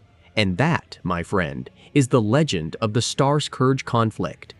That is the power we're dealing with when we talk about the demigods at the height of their glory. Alright, so let's set the scene. The Shattering has been tearing the lands between apart for what feels like an eternity. Demigods, once a united family, are now warlords carving up the world for themselves. We've seen battles, betrayals, and sieges, but most of it has been a chaotic, messy free-for-all. Now though, something is different. The air itself feels charged, like that heavy, silent moment right before a lightning strike. All the smaller conflicts, all the petty squabbles, they were all about to be dwarfed by what's coming. This is it, the main event. The two undisputed heavyweights of the Shattering, the two demigods who had never known defeat, were finally on a collision course. In one corner, you have Starscourge Radon, the Red Lion General, a man so powerful he conquered the very stars. In the other, Melaine, the Blade of Miquella, the undefeated swordswoman whose grace was as legendary as her lethality. This wasn't just another battle for a piece of land. This was the clash that everyone knew would define the entire war. The fate of the age was about to be decided on a desolate, windswept battlefield, and the whole world was holding its breath. From the north, from the hidden sanctuary of the Halig Tree, Millennia began her march. Imagine this sight. She wasn't just a general leading an army, she was a walking goddess of war, her crimson hair flowing like a banner, her golden prosthetics gleaming. And her army, they weren't just soldiers. They were the Cleanrot Knights, warriors utterly and fanatically devoted to her and her twin brother, Miquella. These knights were a terrifyingly beautiful spectacle. Clad in elegant, almost angelic armor, they moved with a synchronized grace, their loyalty absolute. They had followed Millennia into the heart of the Rot itself, fighting alongside her, breathing the toxic air, and they had emerged not just alive, but stronger, imbued with a sacred power to resist its corruption. Their purpose was singular, to protect the Empyrean twins. Millennia was Miquella's blade, and they were the edge of that blade. Her march south was less a military campaign and more a force of nature. It was an unstoppable tide of steel and faith. No one could stand against them. Fortresses fell, armies shattered, and lords bent the knee. Word of her advance spread like wildfire, a legend growing with every victory. She was undefeated, untouchable, and her path led her straight to the gates of Stormvale Castle, the seat of her half-brother, Godric the Grafted. Now, you have to understand Godric. He's the runt of the Golden lineage, a distant, diluted descendant of Godfrey and Marika, and he is painfully aware of it. He's all bluster and insecurity, trying to make himself powerful by literally stitching the parts of stronger warriors onto his own body. He's a pathetic, grotesque figure. So when Millennia, a true demigod of immense power and pure lineage, arrived at his doorstep, his insecurity went into overdrive. The stories say he came out to meet her, not with respect, but with insults. He probably mocked her for being a cursed Empyrean, an omen-born child of Radagon and Marika. He likely smeared at her prosthetic limbs, calling her broken, incomplete. It was the desperate act of a small man trying to belittle someone far greater than himself. The battle, if you can even call it that, was over in moments. It was a lesson in the vast difference between borrowed strength and true mastery. Godric was a clumsy brute, swinging his grafted dragon head around. Millennia, she was art in motion. She moved like a dancer, her prosthetic blade a seamless extension of her body. We can only imagine she unleashed her signature attack, the waterfowl dance, a near unavoidable flurry of slashes that is as beautiful as it is deadly. Godric was utterly, hopelessly outclassed. He was disarmed, defeated, and brought to his knees before he could even mount a real defense. And in that moment, all his arrogance, all his pathetic pride, shattered. He begged. He groveled in the dirt, pleading for his life before the very woman he had just insulted. The so-called Golden Lord, on his knees, whimpering for mercy. Melaine, seeing him for the pathetic creature he was, simply turned and walked away. She didn't spare him out of kindness. She spared him because he wasn't worth the effort to kill. He was an insect beneath her notice. This humiliating encounter cemented her legend as an invincible warrior and forever branded Godric as a coward. From there, her path was clear. She turned east, her sights set on the blood-red sands of Caelid and the master of that land, General Radahn. This brings us to the great mystery, the question that historians and scholars of the lands between have debated for ages. Why? Why did Melaine march on Radahn? This wasn't a neighbor she was squashing like Godric. This was Radahn, the mightiest of all the demigods. To march on him was to invite a war that could break the world. There was no clear, simple reason, but if we dig into the lore, we can piece together a few compelling theories. Let's start with the most obvious one. It was a simple power grab. This is the Shattering after all. The entire point of the war is to gather great runes, to slay your siblings and rivals, and make a bid to become the new Elden Lord. Radahn held one of the most powerful great runes. Melaine, as an Empyrean, had a direct claim to the throne. From a purely military and political standpoint, taking out the strongest player on the board makes perfect sense. If she could defeat Radahn, no one else could possibly stand in her way. It would be the ultimate statement of dominance. But does that really feel like Melaine? Her entire identity is wrapped up in being the Blade of Miquella. Her ambition seems to be entirely in service to her brothers. Would she really risk everything, including unleashing her apocalyptic curse, just for another shard of the Elden Ring? It seems of it too.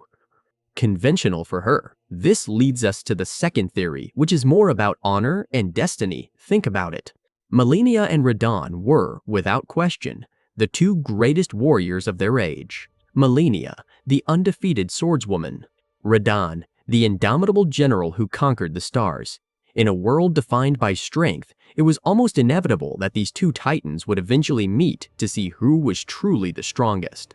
It's the kind of legendary duel that bards would sing about for 1,000 years, a clash of pride.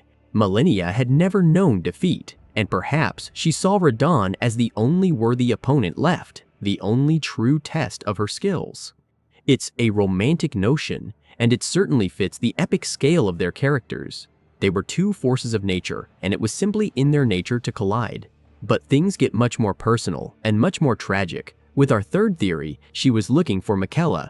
Now, this requires us to think about the timeline. We know that at some point, while he was slumbering in his cocoon in the Halictree, Miquella was abducted by his twisted half-brother, Mohg, the Lord of Blood. The question is, when did this happen? What if it happened before Melania's march? Imagine her horror. She awakens one day to find her beloved twin, the person her entire existence revolves around, gone, snatched from the heart of their sanctuary. In her grief and rage, who would she blame? Who had the power, the reach, the audacity to pull off such a feat? Radahn, with his massive army, his network of spies in Sellia, and his absolute dominion over the eastern part of the continent, would be a prime suspect. Her march on Caelid, in this light, isn't an invasion, it's a punitive expedition. It's a desperate sister, tearing the world apart to find the man she thinks is responsible for kidnapping her brother. This theory transforms her from a conqueror into a tragic heroine, her war fueled not by ambition, but by love and despair. And that brings us to the fourth, and, in my opinion, the most fascinating and complex theory: she had to kill Radahn to unfreeze the stars. This one needs a bit of background. Radahn, in his youth, was a student of the arcane arts in Sellia. He learned gravity magic specifically so he could continue to ride his beloved, scrawny horse, Leonard, even as he grew into a giant. But his mastery became so absolute that he eventually achieved the impossible. He challenged the stars themselves and won, arresting their movement in the sky. He literally froze the cosmic clock, halting the very flow of fate. Now, why would this matter to Melaine? It matters because of Miquella. Miquella's grand plan with the Halictree was to create a new order, a sanctuary for all the rejected and cast out beings of the world, and, most importantly, to find a cure for his and Millennia's curses, his eternal childhood, and her Scarlet Rot. Such a monumental undertaking, one that seeks to rewrite the fundamental laws of life and divinity, would almost certainly be tied to celestial alignments and the flow of destiny. By holding the stars in place, Radahn was, perhaps without even realizing it, putting a cosmic chokehold on Miquella's entire plan. The Halictree couldn't reach its full potential. The cure couldn't be created as long as fate itself was frozen. If this is true, then Millennia's march takes on a whole new meaning. It's not a war of conquest or pride or even personal revenge. It's a mission of grim necessity. She isn't marching on Radahn because she hates him, she's marching on him because he's an obstacle to her brother's salvation. She has to kill him to set destiny back in motion, to allow the stars to move again so Miquella's dream can be realized.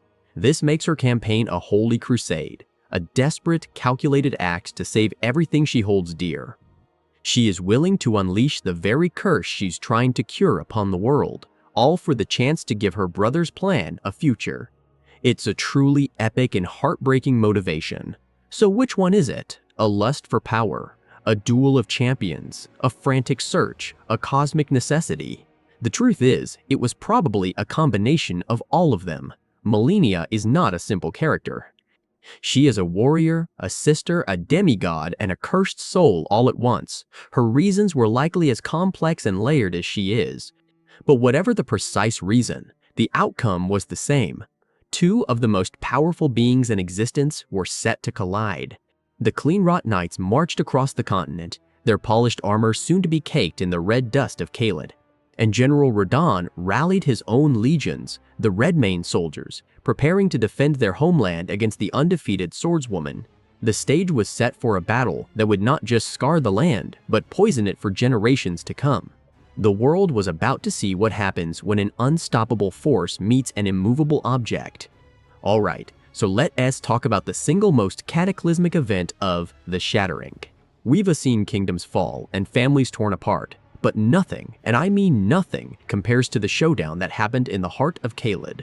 This wasn't just a battle, it was a collision of two forces of nature, a duel that would scar the very land for eternity. This is the story of Millennia, Blade of Miquella, and Starscourge Radahn. This is the Battle of Aeonia, so picture the scene. The Shattering War has been raging for ages. The demigods are all scrambling for power, carving up the lands between. Millennia, driven by a desperate love for her twin brother Miquella, has marched from their hidden sanctuary, the Halictree. Her goal: to secure a great rune for Miquella, to help him ascend to true godhood and cure them both of their curses. Her spies and scouts told her that the strongest of them all, General Radahn, held one of the most significant shards of the Elden Ring. And so, her path was set. She led her army of loyal Cleanrot Knights straight into Radahn's domain, the sun-scorched plains of Caelid. On the other side, you have Radahn.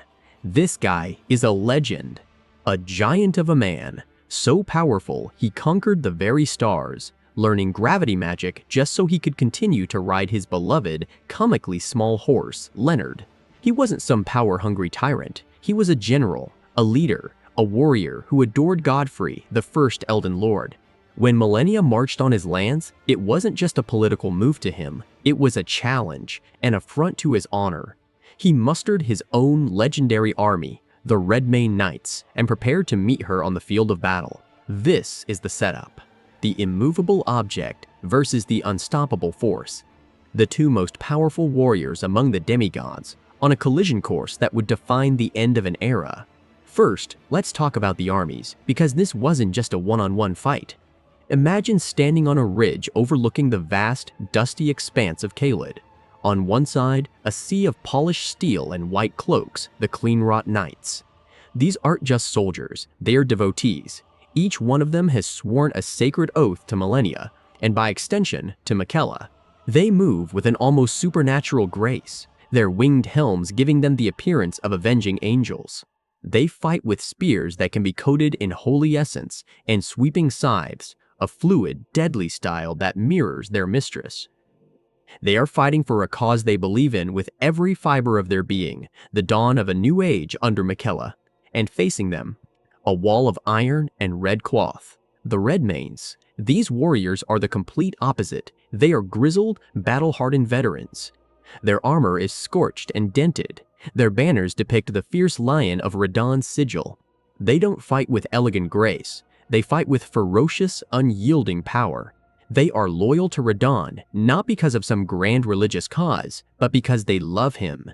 They respect his strength, his honor, and his leadership. They would follow him into the heart of a dying star if he asked. The clash, when it came, was apocalyptic. The disciplined, piercing formations of the Clean Rot Knights slammed into the unbreakable shield wall of the Redmanes. It was a brutal, grinding war of attrition. The elegant dance of the Clean Rot spears met the crushing blows of Redmane greatswords. For every Redmane that fell to a precise, wholly tipped thrust, a Clean Rot Knight was smashed into the dirt by a wild, powerful swing. The battle raged for days, turning the plains into a charnel house, the red dust of Caelid turning a deeper crimson with the blood of thousands. But in the center of this swirling vortex of death and chaos, the real battle was being fought. The duel of the demigods. Let's zoom in. There, in the heart of the maelstrom, is Radahn. He is a mountain of a man, easily dwarfing everyone around him. Astride his tiny, long-suffering steed, Leonard, he looks almost absurd until you see him move. He wields two colossal greatswords, blades so large a normal man couldn't even lift one, and he swings them with terrifying speed, each blow infused with gravity magic, carving craters into the earth. The ground itself trembles when he attacks, rocks and debris pulled into the orbit of his swings. He is pure, overwhelming power. And facing this titan is Melaine.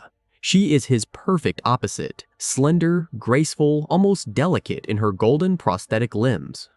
She wields a single, long katana, a blade that seems to be an extension of her own arm. She doesn't meet Radahn's power with power. She flows around it. She is the water that erodes the stone. Her movements are a blur, a dance of impossible speed and precision. This is the fabled waterfowl dance, a flurry of strikes so fast and so numerous that it seems like 100 blades are attacking at once. The duel was a spectacle of legends. Radahn would roar, smashing his swords down in an attack that could level a fortress. But where the swords landed, Melaine would be gone, already reappearing at his flank, her own blade leaving a shower of sparks against his thick armor. Radahn would conjure a wave of gravitational force, trying to pull her in and crush her, but she would leap, pirouetting through the air, using the very force meant to trap her to launch her own counterattack. But here's the tragic truth of it. They were perfectly matched, a stalemate. Radahn's sheer size, his impenetrable armor, and his demigod resilience meant that none of Melania's lightning-fast strikes could land a finishing blow. She could chip away at him, leave 1,000 shallow cuts, but she couldn't break him, and, in turn, her impossible speed and skill meant that Radahn's world-shattering attacks could never find their mark. She was too fast, too agile, a phantom he could never quite catch. Days turned into an eternity. The armies had fought themselves to exhaustion.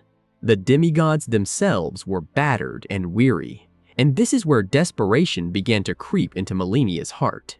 She was the Blade of Miquella. She had never known defeat. Her entire identity was built on this fact. Yet, here she was, unable to win the one battle that mattered most. She had promised her brother. She had sworn she would be his champion. And she was failing. Can you imagine the weight of that?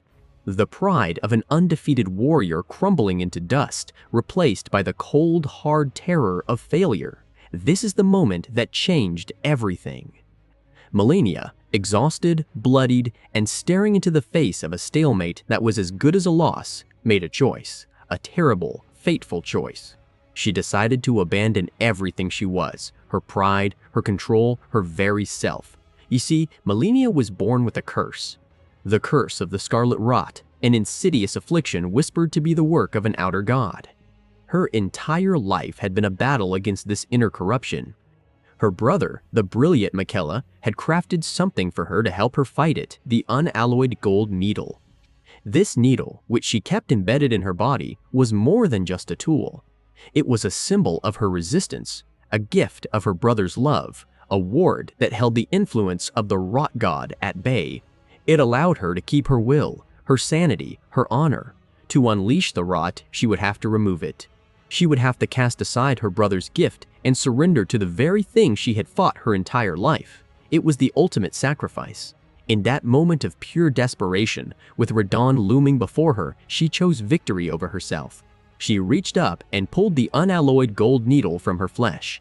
What happened next was not a part of war. It was an act of terrible divine creation. The air itself went still. A malevolent crimson energy began to pour from Malenia. She rose into the air, no longer a swordswoman but a vessel, a goddess of decay. She became a living projectile, diving down towards the uncomprehending Radahn. Upon impact, there wasn't just an explosion, there was a bloom. A gigantic flower, a scarlet Aeonia, erupted from the ground. Its petals were made of pure, condensed rot, unfurling in a silent, beautiful, and utterly horrifying apocalypse. A wave of scarlet sickness washed over the battlefield. It didn't just kill, it corrupted. It turned the very soil of Caelid into a festering, toxic swamp. It infected the surviving Redmane soldiers. Their loyalty and honor burned away, leaving only mindless, rot-eaten husks. The sky itself turned a sickly orange. In a single moment, Caelid was murdered and reborn as the Swamp of Aeonia, and Radahn? He was at ground zero. The full, concentrated power of a god's curse washed over him. But he was Radahn. His demigod strength was so immense that it didn't kill him. It did something far, far worse. It shattered his mind. The rot ate away at his sanity, his memories, his very soul, leaving only a mindless, raging beast. He was defeated, yes, but not slain. He was left to wander his own ruined kingdom for eternity, a mad king on a dead battlefield, instinctively using his gravity magic to hold the stars in place, the last vestige of his former self. A victory born of mutual destruction. In the center of the now faded flower lay Melaine. She had won, but the cost was absolute. The unleashing of the rot had overwhelmed her, plunging her into a deep, death-like slumber. She was comatose, vulnerable, her victory utterly hollow. But her story doesn't end there, because loyalty, true loyalty, is a powerful thing. One of her clean-rot knights, a woman named Finley, survived the bloom. Seeing her lady, her goddess, lying helpless in the heart of the rot she had created, Finlay knew her duty. She fought her way to Malenia's side, lifted the slumbering demigod onto her shoulders, and began to walk. Think about that journey. Finlay carried the unconscious Malenia all the way from the heart of Caelid, through the blighted land, past roving monsters and the mad remnants of armies, on a pilgrimage back to the only safe place left for them, the Haylid tree. It was an act of heroism that borders on the mythical. She was the sole knight who fought off legions of horrors to return her queen to her sanctum. It was this incredible act of sacrifice and loyalty that ensured Malenia survived to be found by us, the tarnished, slumbering at the roots of the great tree, waiting to be awakened. Finley's legend was cemented right there, a testament to the unwavering devotion Malenia inspired in her followers, a final, somber note in the tragic opera of the Battle of Aeonia. Alright, so let us talk about what happens after. We've seen the epic god-tier clash between Radahn and Malenia. We saw the Scarlet Aeonia bloom, that devastating, beautiful, and utterly terrifying final move. But a battle of that magnitude doesn't just end. The dust doesn't just settle. What was left behind in Caelid wasn't a victor's parade or a quiet field of remembrance. It was a scar. A festering, weeping wound carved into the very fabric of the lands between. A place that would forever be defined by that one cataclysmic moment. So, let's explore the aftermath. I want you to picture it. The first thing you'd notice, even from a distance, is the sky. It's not blue, not gray, not even the gold of the Erd tree's grace. It's a sickly, angry, blood-orange red, as if the sky itself is bleeding. The air is thick, heavy with the smell of rot and ash. It stings your eyes and catches in the back of your throat. The ground beneath your feet isn't soil or grass anymore. It's a crimson, corrupted wasteland. In some places, it's like a desert of red dust. In others, it's a swamp of bubbling scarlet ooze. Strange, fungal growths, like pale, cancerous trees, claw their way out of the earth, pulsing with a faint internal light. This isn't just a battlefield where a poison was released. You have to understand, the Scarlet Rot is more than a disease. It's the influence of an outer god, a being of immense power, and when Melaine unleashed its truest form, she didn't just poison Caelid, she began to terraform it. She planted a seed of her god's influence, and now we're seeing what grows from it. The entire region is a monument to a war that nobody won, and at the heart of this desolation, we find the greatest tragedy of all, Starscourge Radahn. What happened to the man who was once celebrated as the mightiest of all the demigods? The general who commanded the stars and inspired legions with his honor and strength. He didn't die. In some ways, his fate was so much worse. The Scarlet Rot, you see, doesn't just decay the body, it scours the mind. It burns away everything that makes a person who they are, their memories, their honor, their sanity, their very soul, and it left behind a husk. Radahn, the Starscourge, was reduced to a witless, ravenous beast. Imagine this titan of a man, still clad in his magnificent armor, now wandering the endless scarlet dunes of his former kingdom. His mind is gone, completely shattered. There's no glimmer of recognition in his eyes, no echo of the brilliant strategist he once was. All that's left is a primal, gnawing hunger. He roams the battlefield, this vast, open-air graveyard, and he feeds on the corpses of the fallen. Friend and foe alike, it doesn't matter to him anymore. He's become a cannibal, a scavenger in his own tomb, driven by an insatiable madness. It's a truly gut-wrenching sight. This hero, who once held back the very stars to protect the lands between from alien influence, has become a mindless monster, a prisoner in his own rotting body, forever trapped in the place of his greatest failure. And yet, there's one last sliver of his old self that remains, a testament to the man he was, his scrawny but unbelievably loyal steed, Leonard. The horse never leaves his side. Even as Radahn rages and devours, the little horse stays with him, carrying his master's immense weight, a final, heartbreaking symbol of a bond that not even the rot could completely sever. Now, what about his men?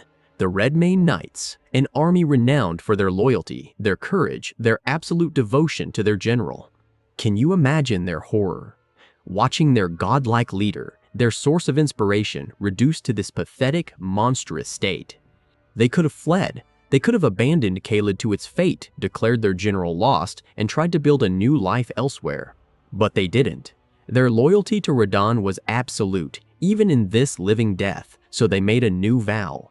They gathered, these surviving soldiers, amidst the smoldering ruins and the encroaching rot. They made a decision. Their old lives were over.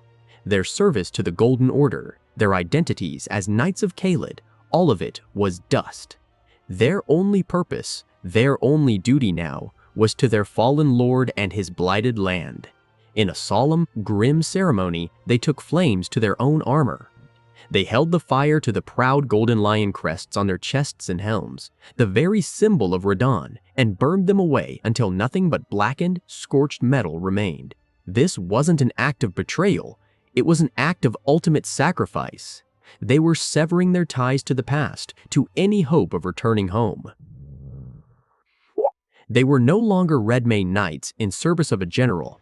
They were now nameless, faceless guardians of a tomb. They became a permanent bulwark. Their new enemy wasn't an army of soldiers, it was the rot itself.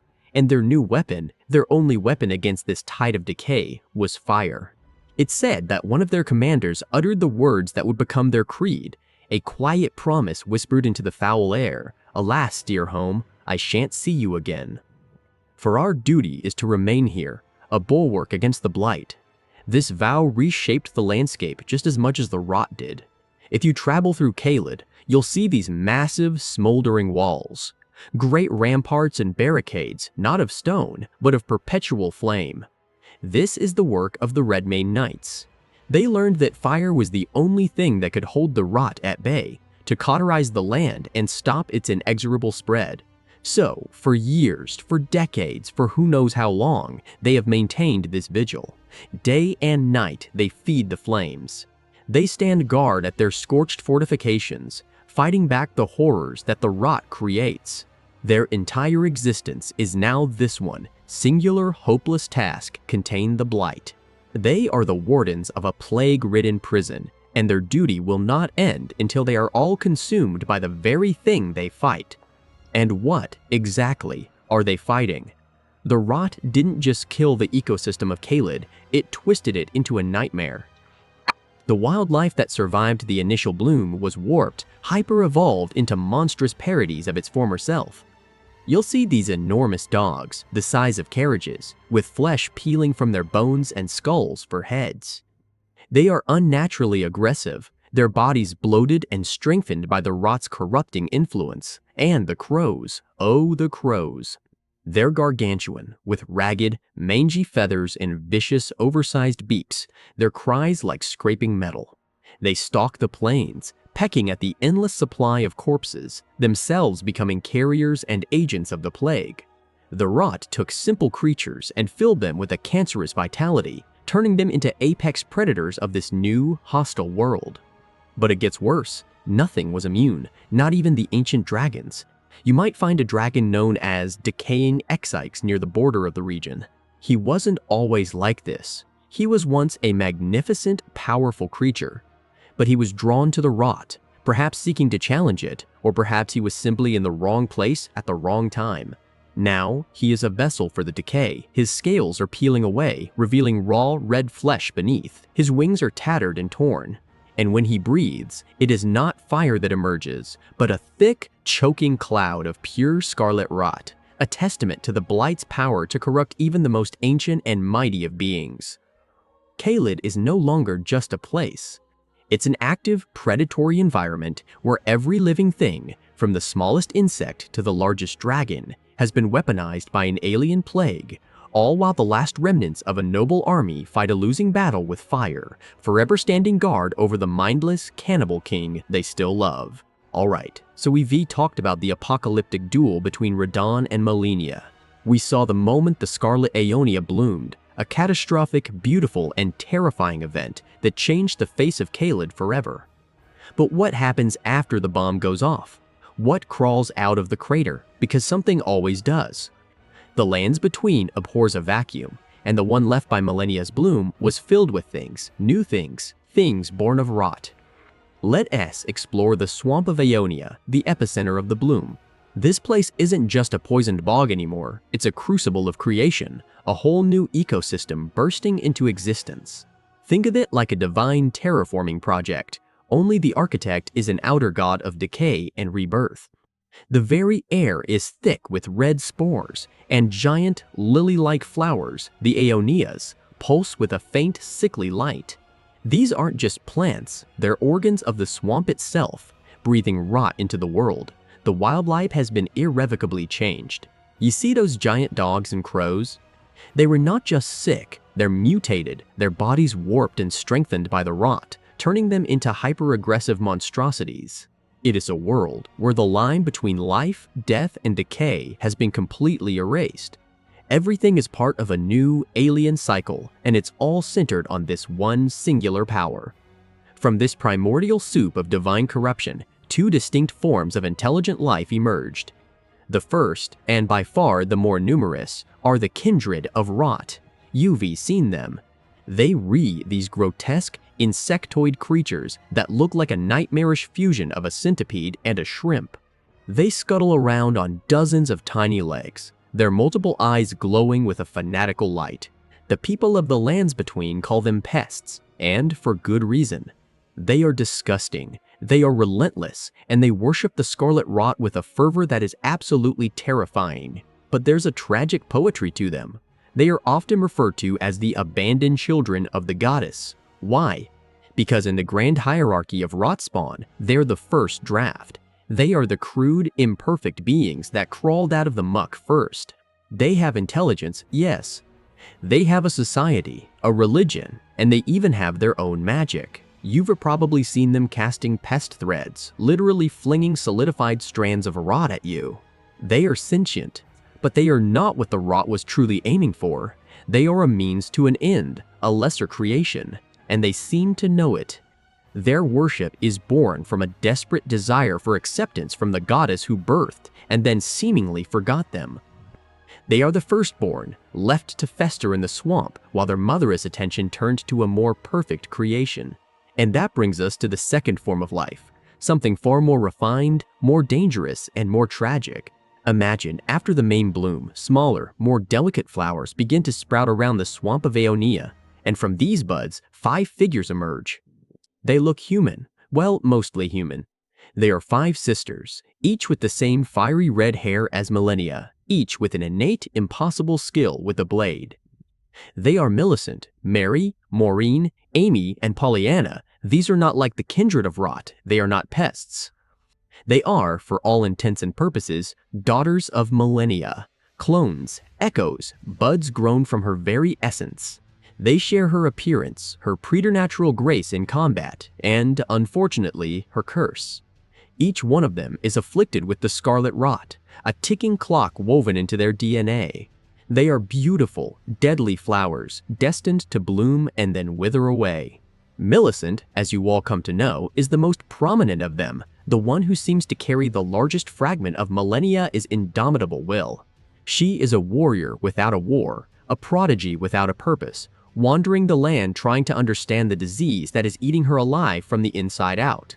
Now, you have to ask yourself, who would look at this horrifying swamp, these insectoid fanatics, and these rot-cursed swordswomen and see potential? Who would see a garden to be cultivated? That brings us to one of the most insidious characters in this entire story, Sage Gowry. To understand Gowry, you have to understand Celia, the town of sorcery, which now sits eerily silent right on the edge of the swamp. Gowry was one of its prime sorcerers, a master of the arcane arts. But the traditional magic of the Carian royal family and the academy wasn't enough for him. He saw the bloom, he felt the power of this new god, and he had a revelation. He saw the future. He abandoned his old life and became a prophet of the new age, the age of Rot. When you find him, he's no longer fully human. He's trapped in the form of a shriveled pest, a kindred of Rot, living in a dilapidated shack. He calls himself a sage, but he's really the high priest of a cult of one. He dedicates his entire existence to the study and worship of the Scarlet Rot, not as a disease, but as a holy force of transformation. He sees Millennia not as a broken demigod, but as a chrysalis, a goddess on the verge of her final glorious metamorphosis. And the 5 sisters. To him, they are not people, they are seedlings, they are experiments. This is where it gets truly dark. Gowry has a plan. A meticulous, long-term, and monstrously cruel plan. He has been watching the sisters, studying them, but he has chosen one to be his prize specimen, Millicent. He sees in her the strongest will, the closest reflection of Millennia's own spirit. And so, he begins to cultivate her, just as a gardener would tend to a prize-winning rose. He presents himself to her as a benevolent, fatherly figure. He's the one who guides you, the tarnished, to help her.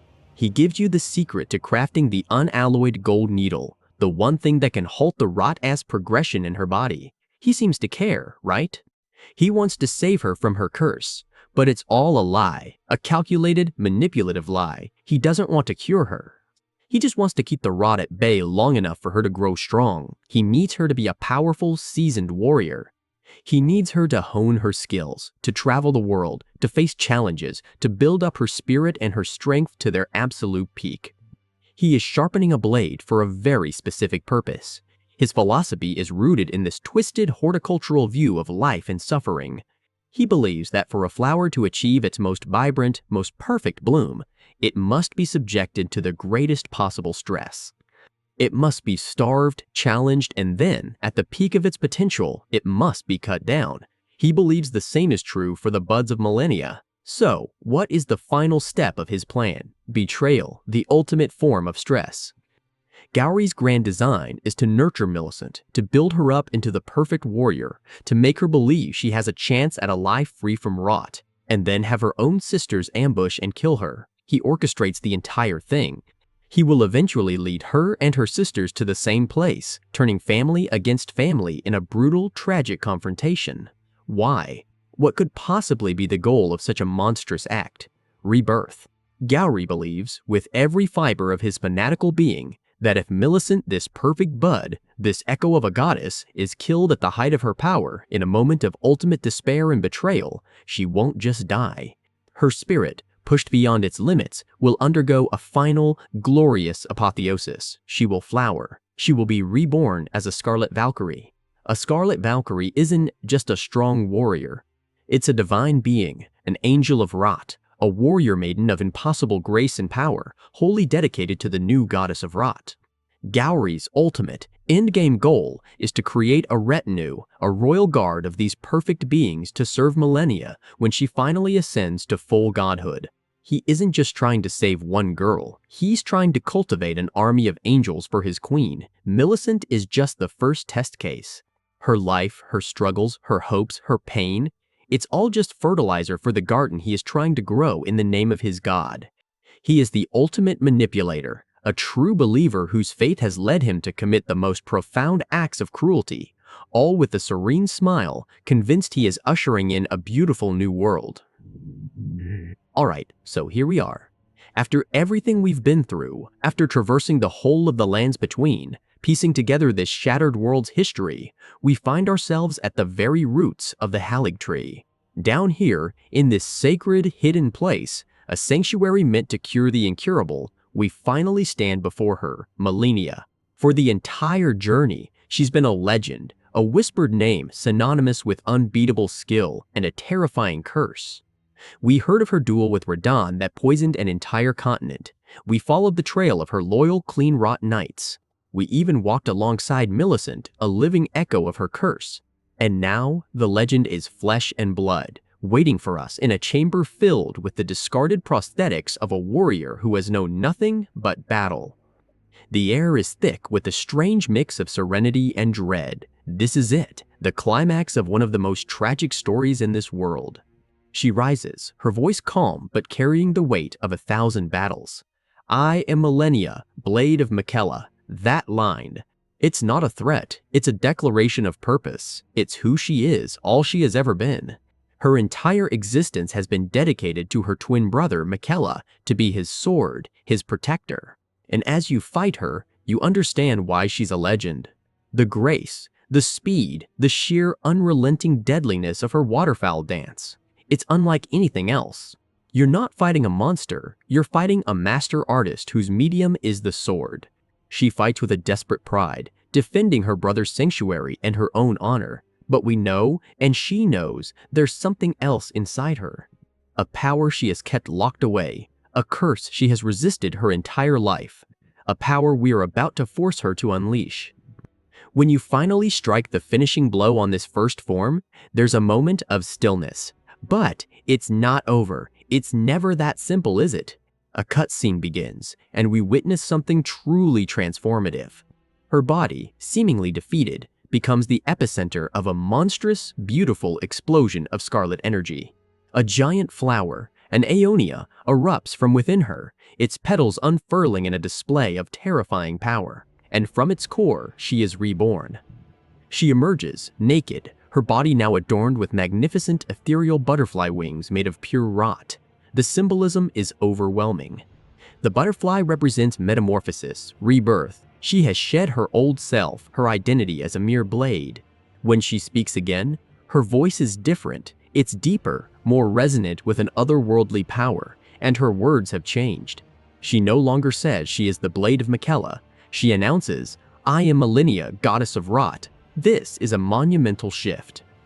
Her entire life has been a battle against the Rot. She has defined herself in opposition to her curse. But in this moment of near death, she finally embraces it. Or maybe the outer god of Rot, seeing its vessel about to be destroyed, finally takes full control. It's probably a bit of both. This is the second phase of the fight, but it's so much more than that. It's the birth of something new. Her attacks are now imbued with this divine sickness, culminating in her most devastating move, the Scarlet Aeonia. She leaps into the air, becomes a comet of Rot, and slams into the ground, blooming into that same massive flower of decay we saw in the cutscene. It's beautiful, and it's utterly lethal. It's the physical manifestation of her curse, now wielded as a divine weapon. So, what exactly are we witnessing here? Is this the final stage of her transformation? Is this the moment she becomes a true goddess? Well, let's turn to the lore, specifically to the description of the Scarlet Aeonia incantation. It gives us the key to this entire mystery. It reads, "Each time the scarlet flower blooms, Malenia's rot advances. It has bloomed twice already. With the third bloom, she will become a true goddess." Think about that. A prophecy clear as day, 3 blooms. The first one we know all about. That was in Caelid. During her apocalyptic duel with General Radahn, pushed to her absolute limit, she unleashed the rot for the first time on such a massive scale.